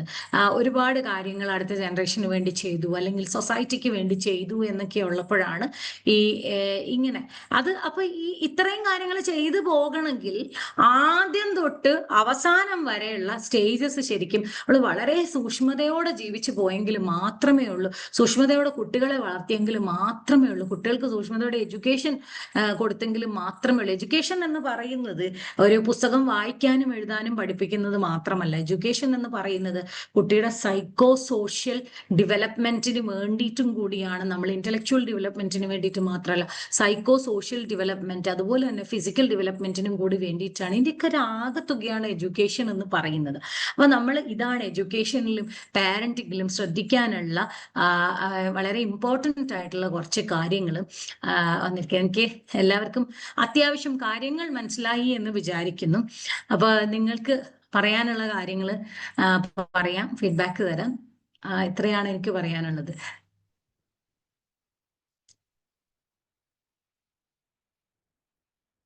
ഹലോ, എന്തെങ്കിലും സംശയങ്ങൾ? ആദ്യത്തെ സ്റ്റേജില് ഇപ്പം 0 to 1 year പറഞ്ഞില്ലേ? 0 to 1 year കുട്ടിക്ക് ട്രസ്റ്റ് അതാന്ന് അങ്ങനെ മനസ്സിലായി. പക്ഷെ ആ കുട്ടിക്ക് ഇതാന്ന് പ്രശ്നം എന്നുള്ള നമുക്കറിയാലോ, ഒരു 4 മാസം കഴിയുമ്പോൾ തൊട്ട് കുട്ടിക്ക് തിരിച്ചറിയും. കുട്ടി ഒരാളെ തന്നെ വേറൊരാൾ മാറി എടുക്കുമ്പോഴൊക്കെ കുട്ടിക്ക് ഇതുണ്ട്. അപ്പൊ ആ ഒരു ഇന്നർ മൈൻഡിൽ ഫോം ചെയ്യുന്നത് ആ ഒരു ട്രസ്റ്റിന്റെ ഇഷ്യൂ തന്നെയാണത്. അതായത് അവരെ മാത്രമേ ട്രസ്റ്റ് ചെയ്യുന്നുള്ളൂ, വേറെ ആരെയും കുട്ടി ട്രസ്റ്റ് ചെയ്യുന്നില്ല. അത് ശരിക്കും ഭയങ്കര സ്ട്രോങ് ആയിട്ടുള്ള ഒരു ഫീലിംഗ് ആണ്. അല്ല, ആ സമയത്ത് തന്നെ ഈ നീഡ്, അതായത് ഒരു കുഞ്ഞിന് ആവശ്യമുള്ള നീഡ് മീൻ അത് പ്രൊവൈഡ് ചെയ്ത് കൊടുക്കുന്ന മദറിന്റെ ഒരു സ്റ്റേജ് ആണ്. അതൊരു it's A bonding there. So ആ കുഞ്ഞിന് ആവശ്യമുള്ള കാര്യം, ഫോർ എക്സാമ്പിൾ ഇപ്പം കരയുന്നതായാലും അത് കംഫർട്ട് ആകട്ടെ, അല്ലെങ്കിൽ ഒരു വിശപ്പിന്റെ ഫീഡിങ് ആകട്ടെ, so that bonding has an impact in everything. So കാരണം വെച്ചാൽ ദാറ്റ് പെർട്ടിക്കുലർ സ്റ്റേജ് 0 to 1 എന്ന് പറഞ്ഞ സ്റ്റേജിൽ the contact with the outside world എന്ന് പറയുന്നത് ത്രൂ സെൻസസ് ആണ്. they can't talk. സോ വിഷനും സെൻസിങ്ങും കൂടാണ് അവർക്ക് ആ റിലേഷൻ ഉണ്ടാകുന്നത്. That has an impact in overall psychological approach. So far, I think. Yeah. അതൊരു ഇൻസ്റ്റിങ്ക്റ്റ് കൂടിയാണ്. അത് കുട്ടിയുടെ ഒരു ഇൻസ്റ്റിങ്ക്റ്റ് ആണ്. കുട്ടി ആക്ച്വലി ഡസൻ തിങ്ക് ഇവരെ എങ്ങനെ എനിക്ക് ട്രസ്റ്റ് ചെയ്യാൻ പറ്റുമോ പറ്റില്ലയോ എന്നൊന്നും കുട്ടി തിങ്ക് ചെയ്യുന്നതല്ല. കുട്ടിയുടെ ഒരു ഇന്നേറ്റ് ആയിട്ടുള്ള ഒരു ഇൻസ്റ്റിങ്ക്റ്റ് ആണത്. അല്ല, ഇവിടെ ഈ സമയത്ത് മനുഷ്യക്കുട്ടിക്ക് ഒരു പ്രത്യേകതയുള്ള പറയുന്നത് 0 to 1 year അതായത് മറ്റു കുട്ടികളൊക്കെ, പശുക്കുട്ടിയാണെങ്കിൽ ജനിച്ചു കുറച്ച് കഴിയുമ്പോൾ തുള്ളിച്ചാടി നടക്കാൻ തുടങ്ങുമല്ലോ. മനുഷ്യക്കുട്ടീനെ ഒരാൾ എടുത്ത് വേറെ സ്ഥലത്ത് കൊണ്ടുപോയി വെക്കണം. ഒരാള് അപ്പൊ അങ്ങനെയുള്ള ഒരു ഹെൽപ്ലെസ്നെസ് ഉള്ള കുട്ടിയാണ് മനുഷ്യക്കുട്ടി. അപ്പൊ ആ കുട്ടീനെ എടുത്തു കൊണ്ടുപോവുകയും വേണ്ടത്ര ടച്ച് അങ്ങനെയുള്ള കാര്യങ്ങളൊക്കെ വന്നില്ലെങ്കിൽ കുട്ടീന്റെ മാനസിക ഡെവലപ്മെന്റിനെ ബാധിക്കുന്നു. മറ്റേ I am okay you are okay എന്ന പുസ്തകത്തിൽ വായിച്ചതാണേ. വേറെ സൈക്കോളജി പഠിച്ചിട്ടില്ല. സെപ്പറേഷൻ ആങ്സൈറ്റി ആണ് വരുന്ന ഒരു വലിയ ഒരു ഇത്. കുട്ടിക്ക് സെപ്പറേഷൻ ആങ്സൈറ്റി വരാൻ ഭയങ്കര ചാൻസ് ആണ്. അല്ലെ, എനിക്ക് അനുഭവം ഉള്ളതാണ്. എന്റെ മോന് അങ്ങനെ സെപ്പറേഷൻ ആങ്സൈറ്റി അതിൻ്റെതായിട്ടുള്ള അതിന്റെ റിയാക്ഷൻ ഒക്കെ വന്നിട്ടുള്ളതാണ്. പിന്നെ ഞാൻ ചെയ്തത് വേറെ അടുത്ത 2 മക്കളെ അത് വരാതെ നോക്കി എന്നുള്ളതാണ്. എനിക്കത് കറക്റ്റ് ചെയ്യാൻ പറ്റിയൊരു കാര്യം. വലിയൊരു ഏറ്റവും ഇമ്പോർട്ടന്റ് ആയിട്ടുള്ള കാര്യമാണ് തോന്നുന്നത്. അതെ, ഇൻസെക്യൂരിറ്റി ഡെവലപ്പ് ചെയ്യാൻ കുട്ടി. ഇൻസെക്യൂരിറ്റി, യെസ്, അത് തന്നെ ഡെവലപ്പ് ചെയ്യുന്നത്. അത് പിന്നെ ത്രൂഔട്ട് ലൈഫ് ഉണ്ടാവുമോ എന്നൊരു സംശയം. ഉണ്ടാവും. അത് ചിലപ്പം അതിന്റെ മാനിഫെസ്റ്റേഷൻ വേറൊരു പ്രശ്നമായിട്ടായിരിക്കും വരുന്നത്, വേറൊരു ഏജിൽ. ചിലപ്പോൾ ഒരു ട്രസ്റ്റ് ഇഷ്യൂ ആയിട്ടായിരിക്കും വരുന്നത്. അതായത് ഒരു അങ്ങനെ, അല്ലെങ്കിൽ പിന്നെ ഈ ഭയങ്കരമായിട്ട് ഓവറായിട്ട് ബോണ്ടിങ് മനുഷ്യരോട് വരുന്നത്, അതും അതിന്റെ ഒരു റിയാക്ഷൻ പാറ്റേൺ ആണ്. പലതരത്തിലുള്ള പെട്ടെന്ന് ഓവർ സെൻസിറ്റീവ് ആകുന്നത്, ഇതൊക്കെ അവിടെ ഒരു ട്രസ്റ്റ് ആണ്. Like the world dozen take me എന്നുള്ള ഒരു അന്ന് കിട്ടാത്തതിന് വേണ്ടി തേടിക്കൊണ്ടിരിക്കും തോന്നുന്നു ലൈഫ് ലോങ് ആയിട്ട് എനിക്ക് തോന്നുന്നു. അത് ഉണ്ട്. അതെന്തായാലും 5 വയസ്സുള്ള കെയർ നമ്മള് ഒരിക്കലും 50 വയസ്സിൽ കൊടുത്താല് അതിന് ഒരിക്കലും കോമ്പൻസേറ്റ് ചെയ്യത്തില്ല. 5 വയസ്സിലെ കെയർ 5 വയസ്സിൽ തന്നെ കിട്ടണം. അത് കറക്റ്റ് ചെയ്യാൻ പറ്റില്ല. പിന്നെ കറക്റ്റ് ചെയ്യാൻ വഴിയില്ല. കറക്റ്റ് ചെയ്യാം. നമ്മൾ ഇങ്ങനെ കണ്ടിന്യൂസ്ലി തെറപ്പി സെഷൻസ് ഒക്കെ കൊടുത്തിട്ട് ഇവരെ എംപവർ ചെയ്യാം. പക്ഷെ ഇതിനകത്തൊക്കെ വലിയൊരു ഇതെന്ന് പറഞ്ഞാല് അപ്പോഴേക്കും ഇവർ അതിന്റെ ഒരു ഇൻസെക്യൂരിറ്റി ഡെവലപ്പ് ചെയ്തത് കാരണം what will others think of me എന്നുള്ള ഒരു സംഭവത്തിലേക്ക് വരുവേ. അപ്പൊ ഈ അങ്ങനത്തെ ഒരു സംഭവത്തിലേക്ക് വന്നു കഴിയുമ്പോൾ ഇവർക്ക് ഇൻസൈറ്റ് ഉണ്ടാവില്ല. അതായത് നമ്മളൊരു തെറപ്പിസ്റ്റിനെ സമീപിക്കുമ്പോൾ അവർക്ക് ഒരു ലെവൽ 5 ഒരു ഇൻസൈറ്റ്, അതായത് എനിക്കിങ്ങനെ പ്രശ്നമുണ്ട്, ഞാൻ ഒരാളെ കാണണം, അപ്പൊ ഞാൻ ഒരാളെ കണ്ട് അവരുടെ കയ്യിൽ നിന്ന് ഞാൻ അവരെ കണ്ട് സോൾവ് ചെയ്യണം എന്നുള്ള ഒരു ഇൻസൈറ്റ് ഉണ്ടല്ലോ, അതുണ്ടാവില്ല. പ്രശ്നമുണ്ടെന്നുള്ളത് ഇവരിങ്ങനെ ഭയങ്കര സപ്രസ് ചെയ്തുകൊണ്ടിരിക്കുമ്പോൾ ഭയങ്കര പ്രശ്നം ഉണ്ടാവും. പിന്നെ ചില ആളുകൾക്ക് ഈ പറയുന്നത് പോലെ ലേറ്റർ ഓൺ ഏതെങ്കിലും ഒരു സ്റ്റേജിൽ അവർക്ക് മനസ്സിലായി ആ ചൈൽഡ്ഹുഡ് ട്രോമ ഉണ്ടായിരുന്നു. ഈ ചൈൽഡ്ഹുഡ് ട്രോമയൊക്കെ ശരിക്കും ഒരാളുടെ സ്വഭാവത്തെ തന്നെ ഭയങ്കരമായിട്ട് മാറ്റിക്കളയും.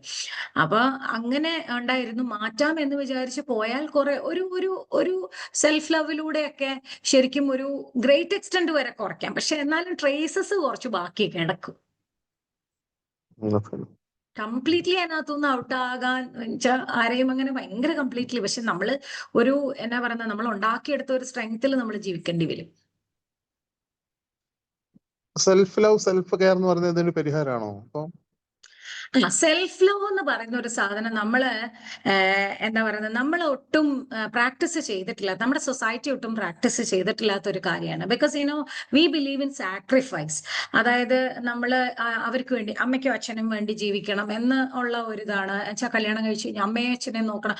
ഇപ്പോഴും ഭയങ്കര പാരന്റ്സിന്റെ ഒരു ഇപ്പം മാതാപിതാ ഗുരു ദൈവം എന്നൊക്കെ പറഞ്ഞിട്ട് ഭയങ്കരമായിട്ട് പാരന്റ്സിനെ നമ്മള് ഒരു ദൈവീക പരിവേഷം കൊടുത്ത് നമ്മളിങ്ങനെ ഓവറായിട്ട് അതിനെ അങ്ങ് ഇതാക്കുന്നുണ്ട്. അപ്പൊ അതിന്റെ തന്നെ ഒരുപാട് പ്രശ്നങ്ങൾ ഇപ്പൊ കല്യാണം കഴിച്ച് ജീവിക്കുന്ന ഒരുപാട് ഇന്ത്യയിൽ ഏറ്റവും കൂടുതൽ ഡിവോഴ്സസ് നടക്കുന്നത് പാരന്റൽ ഇന്റർഫിയറൻസ് മൂലമാണ്. അപ്പൊ ഇവിടെയൊക്കെ വേണ്ടത് ശരിക്കും സെൽഫ് എന്ന് പറയുന്ന ഒരു എൻറ്റിറ്റിയെ ഫസ്റ്റ് വെക്കണം. പ്രയോറിറ്റി നമ്മൾ എപ്പോഴും സെൽഫിനെ കൊടുക്കാവുള്ളൂ. We have to take care of everyone. പക്ഷെ നമ്മൾ ഏറ്റവും കൂടുതൽ നമുക്ക് തന്നെ പ്രയോറിറ്റി കൊടുക്കണം. നമ്മൾ പലപ്പോഴും മറ്റുള്ളവർ നമ്മളെ അയ്യോ ഭാര്യ സ്നേഹിക്കട്ടെ, അല്ലെങ്കിൽ ഭർത്താവ് സ്നേഹിക്കട്ടെ, എന്താ സ്നേഹിക്കാത്ത, അമ്മയ്ക്ക് എന്നോട് ഇഷ്ടമല്ലേ, അച്ഛൻ എന്നോട് ഇഷ്ടമല്ലേ, എൻ്റെ സിബ്ലിങ്സ് എന്നോട് ഇഷ്ടമല്ലേ എന്നൊക്കെ ചിന്തിക്കുന്നുണ്ട്. പക്ഷെ നമ്മളെ തന്നെ സ്നേഹിക്കാൻ പഠിക്കണം എന്നുള്ളത് വളരെ എസെൻഷ്യൽ ആയിട്ടുള്ള ഒരു കാര്യമാണ്. അങ്ങനെയാണെങ്കിൽ എന്താണെന്ന് വെച്ചാൽ പുറമെ നടക്കുന്ന കാര്യങ്ങൾ നമ്മളെ ഭയങ്കര ലെസ് ആയിരിക്കും ബോദർ ചെയ്യുന്നത്. ശരിക്കും it is very hard to believe that I am good, I am really good. ഭയങ്കര ബുദ്ധിമുട്ടാണ്. പക്ഷെ നമ്മൾ ആ ബിലീഫിലേക്ക് നമ്മളെ കൊണ്ടുവന്നേ പറ്റൂ. അങ്ങനെയാണെങ്കിൽ നമുക്ക് കുറച്ചും കൂടി നല്ല കംഫർട്ടബിൾ ആയിട്ട് ജീവിക്കാം, മെന്റലി കംഫർട്ടബിൾ ആയിട്ട് ജീവിക്കാം. അതായത് നമ്മളെ സന്തോഷത്തിന്റെ സോഴ്സ് നമ്മൾ തന്നെ ആയിരിക്കണം എന്നല്ല അല്ലെ, മറ്റൊരാളാവരുത്. അതാണ്, മറ്റൊരാളെ ഡിപ്പെൻഡ് ചെയ്ത് ഒരിക്കലും നമ്മളെ സന്തോഷം, അതായത് എൻ്റെ ഹസ്ബൻഡ് എനിക്ക് വെഡിങ് ആനിവേഴ്സറി വിഷ് ചെയ്താൽ എനിക്ക് സന്തോഷിക്കാം, അങ്ങനെയല്ല. You have to find out your own happiness, you find a way to find your own happiness. പക്ഷെ ഇപ്പൊ അതിന് വളരെയധികം പ്രചാരം ലഭിച്ചുകൊണ്ടിരിക്കുന്ന, പ്രത്യേകിച്ചും സ്ത്രീകളുടെ ഇടയിൽ ഒരുപാട് പ്രചാരം ലഭിച്ചുകൊണ്ടിരിക്കുന്ന ഒരു കാലഘട്ടമാണ്. ഞാൻ ഇപ്പൊ ഇങ്ങനെ കുറച്ച് കാലമായിട്ട് കൗൺസിൽ ചെയ്തുകൊണ്ടിരിക്കുന്ന ഒരു ആള് ശരിക്കും പറഞ്ഞാൽ അങ്ങനെ ശരിക്കും ഒത്തിരി ചേഞ്ച് ആയി ആള്. ഒത്തിരി ചേഞ്ച് എന്ന് വെച്ചാൽ when she started loving herself, when she stopped expecting things from her husband, she became an amazing person. ഭയങ്കര കഴിവുള്ള ഒരു കുട്ടിയാണ്.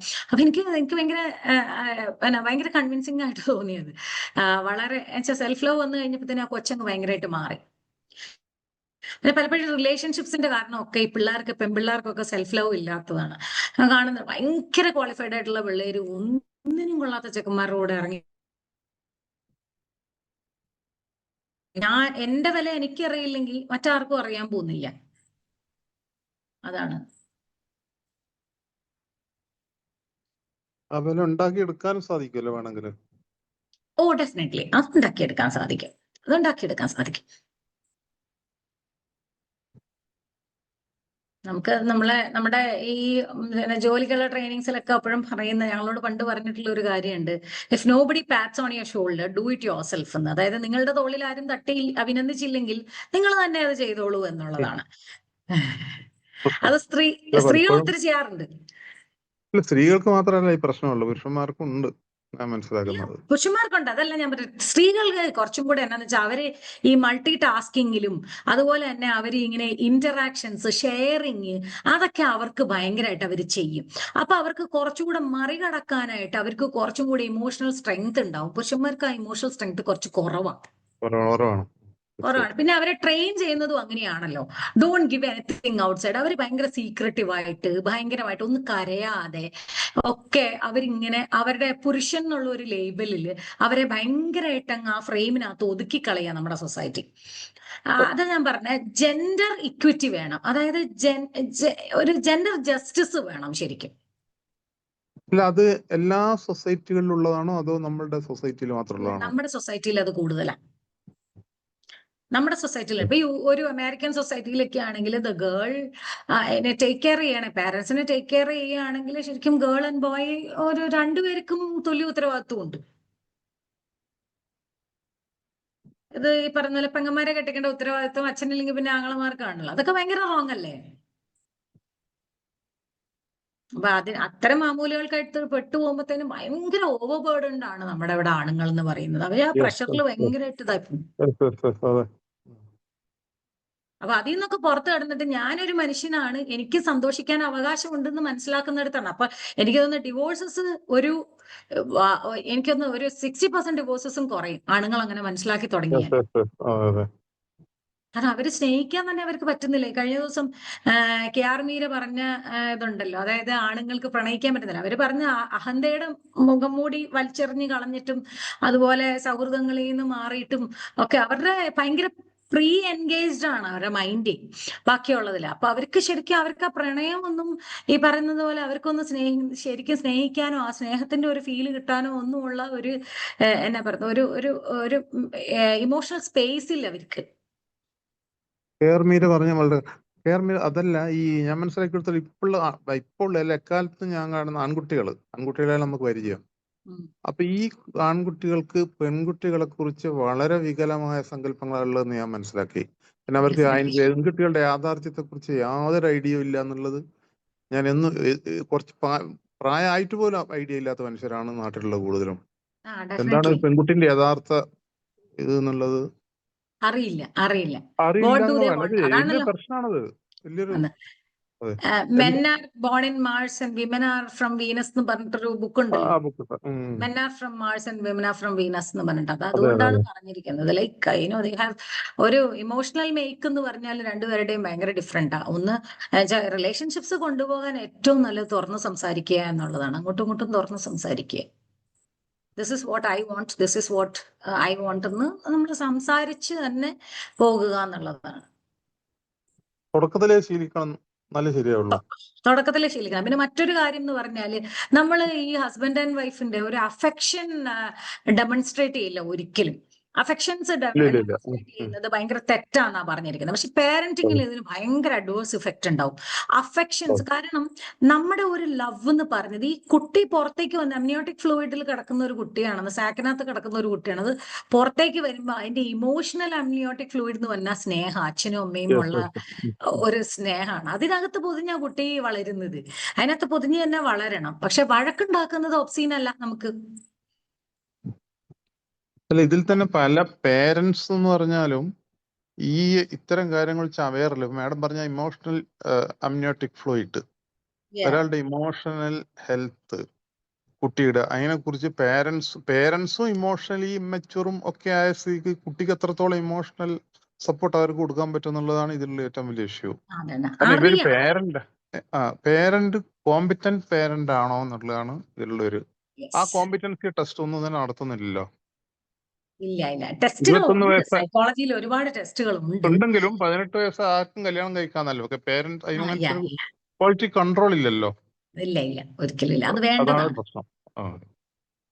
ഈ 18 ഇയേഴ്സ് 21 ഇയേഴ്സ് എനിക്ക് തോന്നുന്നത് സ്ത്രീകൾക്ക് 21 ഇയേഴ്സ് മാരേജ് ഏജ് ആക്കുന്നത് വളരെ നല്ലതാണെന്ന് എനിക്ക് തോന്നുന്നു. അതിന്റെ കൂടെ എന്തെങ്കിലും ഒരു ഡിഗ്രിയോ അല്ലെങ്കിൽ ഒരു ക്വാളിഫിക്കേഷനോ കൂടി വേണമെന്നും കൂടി വെക്കുകയാണെങ്കിൽ കുറച്ച് നല്ലതായിരിക്കും. പിന്നെ മാരിറ്റൽ കൗൺസിലിംഗ്, ക്രിസ്ത്യൻസിന്റെ ഇടയ്ക്ക് മാരിറ്റൽ കൗൺസിലിംഗ് കുറച്ച് ശക്തമായിട്ട് കുറച്ച് സ്ട്രോങ് ആയിട്ട് തന്നെ ഉണ്ട്. പക്ഷെ ബാക്കി കമ്മ്യൂണിറ്റീസിലൊന്നും അത്ര നല്ല മാരിറ്റൽ കൗൺസിലിംഗ് ഇല്ല.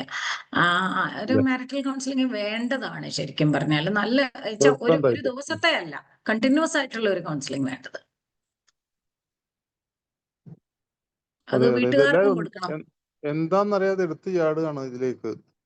ഡെഫിനറ്റ്ലി എന്താ സംഭവം എന്നറിയാതെ ചാടിയ ശേഷമാണ് അറിയുന്നത് ഇതൊരു കടലാണെന്നുള്ളത്. വിദേശ രാജ്യങ്ങളിലൊക്കെ, ഡെവലപ്ഡ് കൺട്രീസിലൊക്കെ ശരിക്കും പറഞ്ഞിട്ടുണ്ടെങ്കിൽ ഈ പ്രഗ്നൻസിയുടെ ആദ്യ കാലഘട്ടം തൊട്ട് അച്ഛനും അമ്മയ്ക്കും ട്രെയിനിങ് സെഷൻസ് ഉണ്ട്. എല്ലാ കൈൻഡ് ഓഫ് ട്രെയിനിങ്, ഇമോഷണൽ ഇത് ട്രെയിനിങ്, വെൽബീങ്ങിന്റെ ട്രെയിനിങ് ഉണ്ട്. അതുപോലെ തന്നെ കുട്ടിയെ എങ്ങനെയാണ് നോക്കേണ്ടതിന്റെ ട്രെയിനിങ് ഉണ്ട്. അതൊന്നും ശരിക്കും ഭൂരിഭാഗവും അച്ഛനാണ് കിട്ടുന്നത്. അപ്പോ അത് അച്ഛനെന്ന് പറയുന്നത് ഇപ്പോൾ കുട്ടികളെ സംബന്ധിച്ചിടത്തോളം വളരെ സ്ട്രോങ് ആയിട്ടുള്ള ഒരു പില്ലറാണ്, ഇമോഷണൽ പില്ലറാണ്. അച്ഛൻ സ്ട്രോങ് ആണ് എന്നുള്ളടുത്ത് കുട്ടികൾക്ക് ഇമോഷണൽ ട്രബിൾസ്, ഈ റിലേഷൻഷിപ്പിൽ പോകുന്ന പെൺകുട്ടികളുടെ ഒക്കെ കേസുകൾ നമ്മൾ എടുത്തു നോക്കുമ്പോൾ അച്ഛന്റെ ഭാഗത്ത് നിന്നാണ് പിഴവുകൾ വരുന്നത്. അച്ഛൻ is not strong enough. Emotional strength ആണ് ഉദ്ദേശിക്കുന്നത്. ഇമോഷണൽ സ്ട്രെങ്ത്, അവർക്ക് ഇമോഷണൽ സ്ട്രെങ്ത് എന്നല്ല, എപ്പോഴും ഡിപ്പെൻഡബിൾ ആയിരിക്കണം, റെസ്പോൺസിബിൾ ആയിരിക്കണം എന്നുള്ളതാണ്. കുട്ടിയുടെ റെസ്പോൺസിബിലിറ്റീസ് ഏറ്റെടുക്കുകയും ഇമോഷണൽ ആയിട്ടും സാരില്ല ഞാനുണ്ടല്ലോ ഞാൻ ഡീൽ ചെയ്തോളാം എന്ന് പറയുന്നത് ഒരു ഇപ്പം എന്റെ മോൾക്കൊക്കെ എന്തെങ്കിലും പ്രശ്നം ഉണ്ടെങ്കിൽ like she broke somebody's laptop, broke അല്ല ഷീ മേഡ് ഇറ്റ് ഫോൾ. അപ്പൊ ആ സമയത്ത് ലൈക്ക് എനിക്ക് എന്താ കൺഫ്യൂസ്ഡ് ആയിട്ട് എന്ത് ചെയ്യണമെന്നത്. അപ്പൊ എന്റെ ഹസ്ബൻഡ് പറഞ്ഞു ഇല്ല ഞാനത് സിസ്റ്ററോട് സംസാരിച്ച് ഞാനത് ഡീൽ ചെയ്തോളാം, യു ഡോണ്ട് വറി. അപ്പൊ അത്തരം ചില സമീപനങ്ങൾ വളരെ നല്ലതാണ്. കുട്ടികൾക്ക് അത് ഭയങ്കര സ്ട്രെങ്ത് കൊടുക്കും ഇമോഷണലി.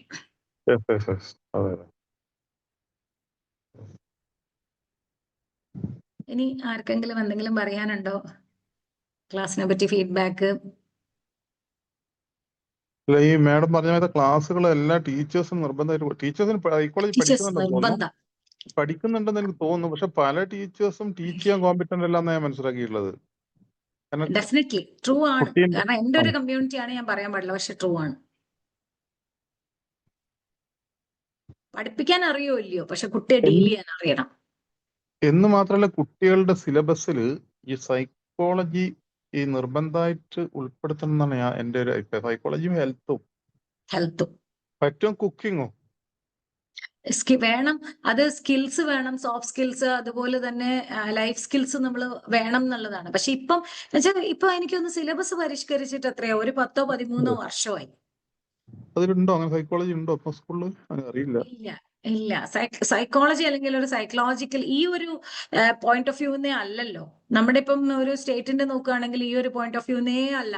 എഡ്യൂക്കേഷൻ കുട്ടിയെ കൊണ്ട് ഒന്നും ചെയ്യിപ്പിക്കേണ്ട, റെസ്പോൺസിബിലിറ്റി മുഴുവൻ ടീച്ചർ ഏറ്റെടുക്കണം, അങ്ങനെയാണ്. അപ്പൊ കുട്ടിക്ക് അതുകൊണ്ടാണ് ഒറ്റ കുട്ടികൾക്കും ഇപ്പൊ കോൺഫിഡൻസ് ഇല്ല. ടീച്ചർ വൺ വേ ഇന്ററാക്റ്റീവ് അല്ലല്ലോ, ടീച്ചർ പറയുന്ന കേട്ടോളണം, കുട്ടി ഉണ്ടാതിരുന്നോളണം എന്നുള്ളതല്ലേ. എളുപ്പമുണ്ട് അത് ഞാൻ പറഞ്ഞതുപോലെ കുട്ടിയെ നടത്താൻ നേരത്ത് നമ്മളിപ്പോ കുട്ടി സ്ലോ ആയാല് നമ്മളും സ്ലോ ആയി അതിന്റെ കൈ പിടിച്ച് നടത്തിക്കൊണ്ട് വന്ന് അതിനെ സ്പീഡപ്പ് ആക്കുന്നതിലും വളരെ എളുപ്പമാണ് എടുത്തോണ്ട് പോകുന്നത്.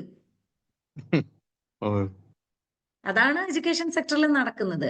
കുട്ടി അസൈൻമെന്റ് എത്ര പറഞ്ഞിട്ടും സബ്മിറ്റ് ചെയ്യുന്നില്ലെങ്കിൽ എങ്ങനെയെങ്കിലും ഒക്കെ എഴുതി ഒന്ന് പൂർത്തിയാക്കാൻ പറയും, അല്ലെ ആരെ കൊണ്ടെങ്കിലും എഴുതിപ്പിച്ച് പേരന്റും ചെയ്യുന്നത് തന്നെയാണ്.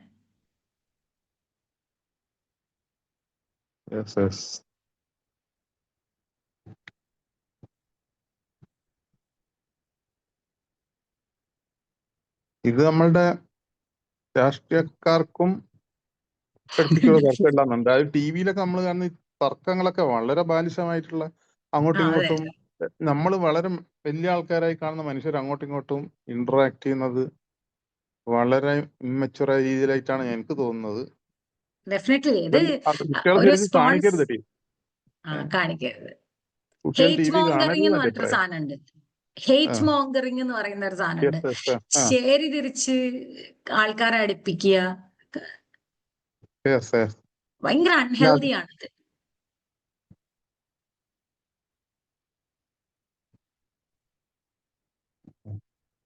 ഓക്കെ, ഇനി ആർക്കെങ്കിലും എന്തെങ്കിലും പറയാനുണ്ടോ? എനിക്ക് തോന്നുന്നു, ഐ ഡോണ്ട് നോ വെദർ വിംബിൾ അലോസ് ടൈം.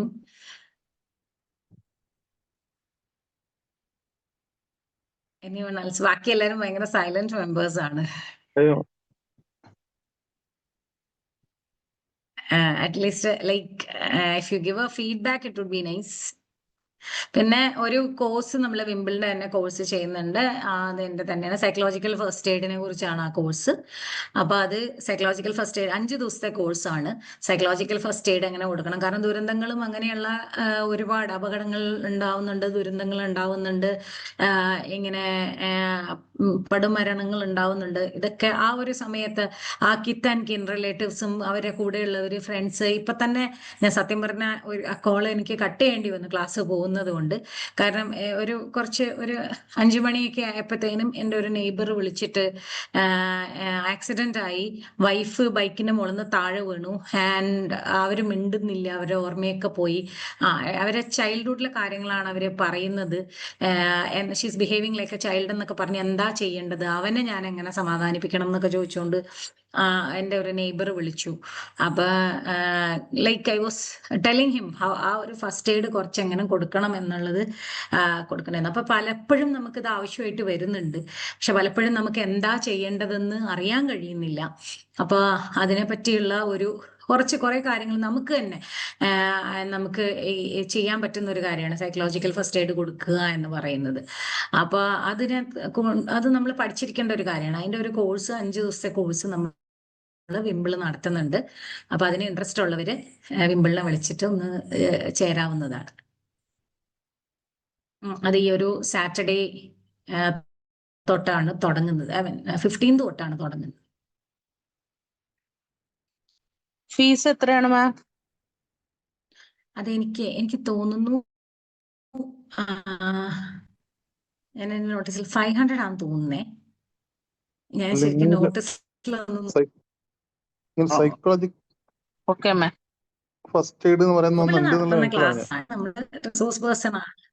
അപ്പൊ ഞാൻ ഒരു സൈക്കോളജി ക്ലാസ് ഇതിനു മുമ്പ് ചോദിച്ചു, ഇങ്ങനെ സൈക്കോളജി എമർജൻസീസ് എന്താ മെഡിക്കൽ എമർജൻസീസ് വന്ന കാഷ്വാലിറ്റിയിലേക്ക് കൊണ്ടുപോകുന്നത് ചെയ്യാം, സൈക്കോളജിക്കൽ എമർജൻസീസ് എമർജൻസി എന്താ വേണ്ടതെന്ന് ചോദിച്ചപ്പോൾ അവർ പറഞ്ഞ അവരൊന്നും അതിനെപ്പറ്റി ഇങ്ങനത്തെ ഒരു എമർജൻസി മാനേജ്മെന്റിനെ കുറിച്ചൊന്നും പറഞ്ഞില്ല. അതുണ്ട്. നമുക്ക് 5 ദിവസത്തെ ഒരു കോഴ്സാണ്, ശരിക്കും വളരെ ഡീറ്റെയിൽഡ് ആയിട്ട് നമുക്ക് അത് പഠിപ്പിക്കുന്നത്. Okay okay. ഒത്തിരി സൈക്കോളജിക്കൽ ആയിട്ടുള്ള ഒരുപാട് കാര്യങ്ങളുണ്ട്. ഇവന് ഈ മൈഗ്രെയിൻ ഒക്കെ വരുന്നതും ഒക്കെ ഭയങ്കര സൈക്കോളജിക്കലാണ്. ശരിക്കും ഒത്തിരി നമ്മള് ഈ സൈക്കോളജിക്കൽ റീസൺസ് തെരഞ്ഞു പോകുമ്പോൾ അല്ലെങ്കിൽ സൈക്കോളജിക്കൽ ഫാക്ടേഴ്സ് നോക്കി പോകുമ്പോഴത്തേനും ഭയങ്കര എന്നാ പറയുന്നത്, ഭയങ്കര അമേസിംഗ് ആയിട്ടുള്ള ഒരു ഫീൽഡാണ്. നമ്മളിങ്ങനെ ഒത്തിരി ഡെപ്തിലേക്ക് പോകാൻ കഴിയും. ഒത്തിരി കാര്യങ്ങളുണ്ട് നമുക്ക് പഠിക്കാനായിട്ട്. ഇവൻ ഞങ്ങൾ MA കഴിഞ്ഞിട്ട് പോലും എത്രയോ കാര്യങ്ങൾ പുതിയതായിട്ട് പഠിക്കാനുണ്ട്. ഈ സൈക്കോളജിക്കൽ ഫസ്റ്റ് എയ്ഡ് ഒന്നും സിലബസിലുള്ളതല്ല. അതൊക്കെ വീണ്ടും വീണ്ടും നമ്മൾ കോഴ്സസ് ചെയ്തുകൊണ്ടിരുന്നെങ്കിലേ ഉള്ളൂ ഇങ്ങനെ ഡീൽ ചെയ്യാനായിട്ട് നമ്മൾ പഠിക്കുകയുള്ളൂ. അങ്ങനെ ഒരു ഭയങ്കര വാസ്റ്റ് ഏരിയയാണ്.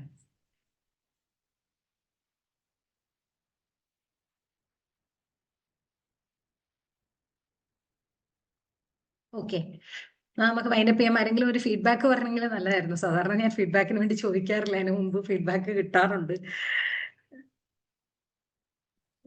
ഈ ടോക്ക് എനിക്ക് വളരെ കുറച്ചൊരു ഡെപ്തിലേക്ക് പോയിട്ടുള്ളൊരു ടോക്ക് മാതിരി തോന്നുന്നു. സാധാരണ സൈക്കോളജി ടോക്കുകളിനേക്കാളും കുറച്ചുകൂടെ ഡീപ്പായിട്ടുള്ളതും നല്ല ടോക്കായിട്ടാണ് തോന്നി എനിക്ക്. കുറച്ചും കൂടി ഒരു അക്കാഡമിക് സ്വഭാവം ഉണ്ടായിരുന്നു ഈ ടോക്കിന്. ഗംഭീരമായിട്ടുണ്ട്. Thank you.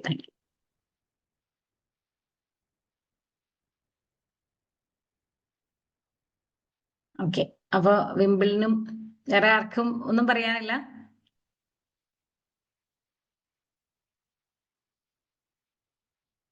ഓക്കെ, എന്തായാലും വിമ്പിളിന്റെ ഒരു platform has been really nice.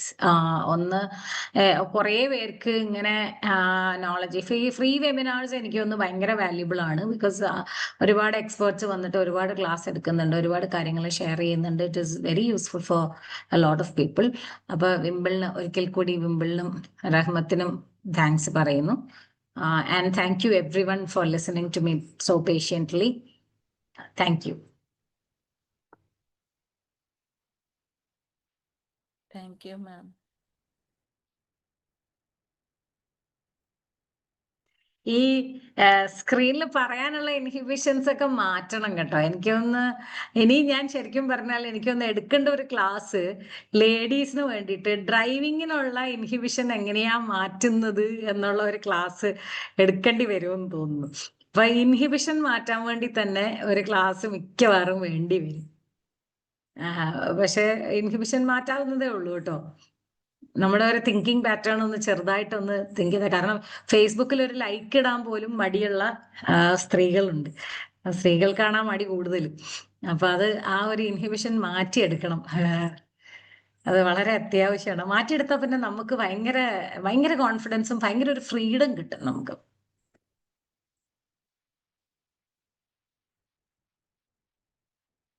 അതിനിപ്പോ കാരണങ്ങളുണ്ട്, സൊല്യൂഷൻസും ഉണ്ട്.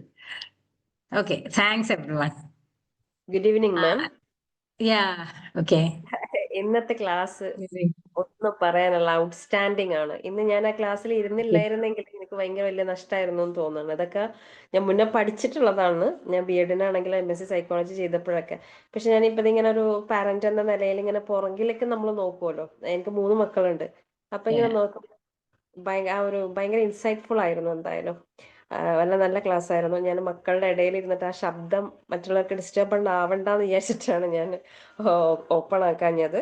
Anyhow thank you so much. ഞാൻ മാമിന്റെ ക്ലാസ് മോർണിംഗ് സർക്കിളിൽ കേട്ടിട്ടുണ്ട്. ഇതിന് മുൻപ് 1-2 പ്രാവശ്യം ഇന്ന് കാലത്തും കൂടെ കേട്ടിട്ടുണ്ടായിരുന്നു അല്ലെ? 2 ദിവസം ഇന്നലെ 12th രാവിലെ ഞാൻ കേട്ടിട്ടുണ്ടായിരുന്നു. അപ്പം ഇന്ന് ആ പോസ്റ്റർ കണ്ടപ്പോൾ ഞാൻ തീർച്ചയായിട്ടും ഇന്നത്തെ ക്ലാസ്സിൽ കയറണം എന്ന് വിചാരിച്ചേക്കാം. ആ ക്ലാസ് എനിക്ക് ഭയങ്കരമായിട്ട് ഇഷ്ടപ്പെട്ടു. അപ്പോൾ രാത്രി ഞാൻ വെയിറ്റ് ചെയ്യായിരുന്നു 8:30ക്ക് ഈ ക്ലാസ്സിൽ കയറണം എന്നുള്ളത്. പിന്നെ ഇടയ്ക്ക് വെച്ച് ഗസ്റ്റ് വന്നു. അപ്പോഴും എൻ്റെ മനസ്സിൽ ഇത് കംപ്ലീറ്റ് ചെയ്യാൻ പറ്റില്ല എന്നുള്ളൊരു ഇതുണ്ടായിരുന്നു. എനിഹൗ ഇത് കംപ്ലീറ്റ് ആക്കാൻ പറ്റി. ഞാൻ ഭയങ്കര ഹാപ്പിയാണ്. Thank you so much ma'am. Thank you. Wonderful session. Thank you. ശരിക്കും പറഞ്ഞാൽ ട്രെയിനേഴ്സും ടീച്ചേഴ്സും അങ്ങോട്ട് കുറച്ച് ഇൻഫർമേഷൻ തരുമ്പം ഇങ്ങോട്ട് തരാവുന്ന ഒരു മോട്ടിവേഷൻ ആണ് ശരിക്കും ഫീഡ്ബാക്ക് എന്ന് പറയുന്നത്. Feedback is actually very much necessary. നമ്മുടെ റിയൽ ലൈഫിലാണെങ്കിലും എവിടെയാണെങ്കിലും നമ്മൾ ഫീഡ്ബാക്ക് കൊടുക്കാനായിട്ടൊന്ന് ശ്രദ്ധിക്കുന്നത് ഭയങ്കര നല്ലതാണ്. അപ്രീസിയേഷൻസ്, ഫീഡ്ബാക്സ്, അപ്രീസിയേഷൻ തന്നെ വേണമെന്നില്ല കേട്ടോ. You can criticise also. Like അതും നമ്മൾ ചെയ്യേണ്ട, കറക്റ്റ് ചെയ്ത് പോകേണ്ടത് ഒരു ആവശ്യമുണ്ട്. വേറൊരു കാര്യം ഞാൻ ശ്രദ്ധിച്ചതെന്ന് വെച്ചാല് ഇംഗ്ലീഷിൽ ഒരുപാട് പുസ്തകങ്ങൾ സാധാരണക്കാരന് വേണ്ടിയിട്ടുള്ള മനഃശാസ്ത്രം സിംപ്ലിഫൈ ചെയ്തിട്ട് വളരെ എൻജോയബിൾ ആയ രീതിയിലുള്ള ഒരുപാട് പുസ്തകങ്ങൾ പണ്ടും ഉണ്ട്, ഇന്നും വന്നുകൊണ്ടേയിരിക്കുന്നുണ്ട്. ഉദാഹരണത്തിന് ചെറിയൊരു ബുക്ക്, മറ്റേ ഹൂ മൂഡ് മൈ ചീസ് എന്നുള്ള ബുക്ക് വേണം കേട്ടിട്ടുണ്ടാവും. അത് ചെറിയൊരു ബുക്കാണ്. പക്ഷെ അതിലെല്ലാം സൈക്കോളജിക്കൽ ആയിട്ടുള്ള ചെറിയ ടിപ്പുകളാണ് മുഴുവൻ ഉള്ളത്. മലയാളത്തിൽ അങ്ങനത്തെ ഒരു ബുക്ക് പോലും ഞാൻ കാണുന്നില്ല ഇറങ്ങുന്നതായിട്ട്. പിന്നെ ഈ ശരിക്കും സയന്റിഫിക് ആയിട്ടുള്ള ടെക്സ്റ്റ് ബുക്ക് മാതിരി ഇറക്കി ആർക്കും വായിച്ചാൽ മനസ്സിലാവില്ല. അപ്പൊ അതേമാതിരിയുള്ള ടിപ്പുകളുള്ള ചെറിയ എൻജോയബിൾ ആയിട്ടുള്ള, അതെല്ലാം വേൾഡിൽ എത്രയോ കോടിക്കണക്കിന് കോപ്പികൾ വിറ്റഴിഞ്ഞിട്ടുള്ള പുസ്തകങ്ങളാണ് ഇതൊക്കെ. മലയാളത്തിൽ അങ്ങനത്തെ ബുക്കുകളൊന്നും ഇറങ്ങുന്ന കാണുന്നില്ല. അതിന്റെ ട്രാൻസ്ലേഷൻസ് വന്നിട്ടുണ്ട്, അല്ല മറ്റ് മലയാളികൾ. അപ്പൊ അതുപോലെയുള്ള ഒരു ബുക്കുകൾ മാഡം എഴുതണം. അത് ഞാൻ I am working on A book like that. Working on A book എന്നല്ല, ഞാൻ ഫേസ്ബുക്കിൽ കുറെ ഇങ്ങനത്തെ കാര്യങ്ങൾ എഴുതാറുണ്ട്. അപ്പൊ അതിന് അത്യാവശ്യം റീഡർഷിപ്പ് ഉണ്ട്. എനിക്കൊരു 4,600 ആൾക്കാര് ഫോളോ ചെയ്യുകയും വായിക്കുകയൊക്കെ ചെയ്യുന്നതാണ്. പലപ്പോഴും എഴുതുന്ന കാര്യങ്ങൾ അത്യാവശ്യം അങ്ങനത്തെ കുറച്ച് ടിപ്സ്, അതായത് tips for making our lifes better എന്നാണ്. അപ്പം എന്നോടിപ്പോ ഫ്രണ്ട്സ് ഇങ്ങനെ അത് കമ്പൈൽ ചെയ്തിട്ട് ബുക്ക് ആക്ക് എന്നൊക്കെ പറയുന്നുണ്ട്. പക്ഷെ ഇംഗ്ലീഷിൽ ആൾക്കാർ ബുക്ക് പബ്ലിഷ് ചെയ്യുന്നതിന്റെ ഒരു കാര്യം എന്നാന്ന് ചോദിച്ചാല്, ഇപ്പം ഞങ്ങള് ഞാനും പ്രശാന്ത് എന്ന് പറഞ്ഞ ഒരു ഫ്രണ്ടും കൂടി ഉണ്ട്. അപ്പൊ ഞങ്ങള് സൈക്കോ തെറാപ്പിയില ഹിപ്നോതെറാപ്പിയെ കുറിച്ചിട്ട് ഒരു ബുക്ക് ഇറക്കുന്നുണ്ട്, ഹിപ്നോസിസിനെ പറ്റി.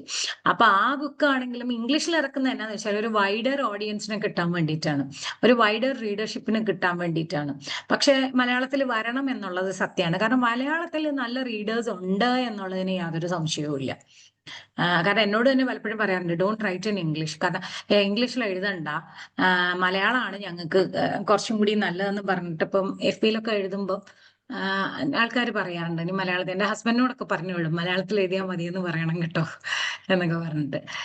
ഡെഫിനറ്റ്ലി ഞാൻ അതിനൊരു ട്രയൽ നടത്താം.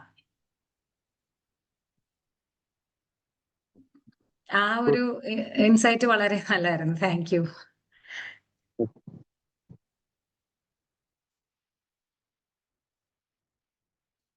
ഓക്കെ, നമുക്ക് എന്നാ വൈൻഡ് അപ്പ് ചെയ്യാം സെഷൻ. ഓക്കെ, അപ്പൊ എല്ലാവരും ക്ലാസ് ഇഷ്ടപ്പെട്ടെങ്കിൽ ലൈക്ക് യു ട്രൈ ടു ആ സൈക്കോളജിക്കൽ ഫസ്റ്റ് എയ്ഡിനെ കുറിച്ച് അറിയേണ്ട കാര്യം ഉണ്ടെങ്കിൽ വിംബിളിന്റെ ഇതിൽ നോട്ടീസ് ഉണ്ടാവും. നോട്ടീസിൽ ഫീയുടെ കാര്യമൊക്കെ ഉണ്ടാവും. It's A 5-day course.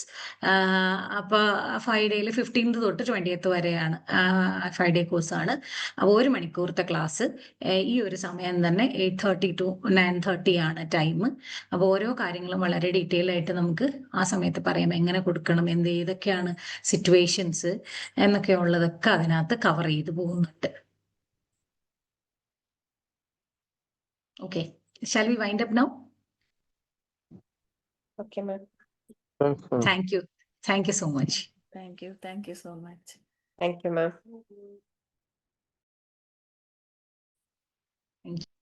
Rahmath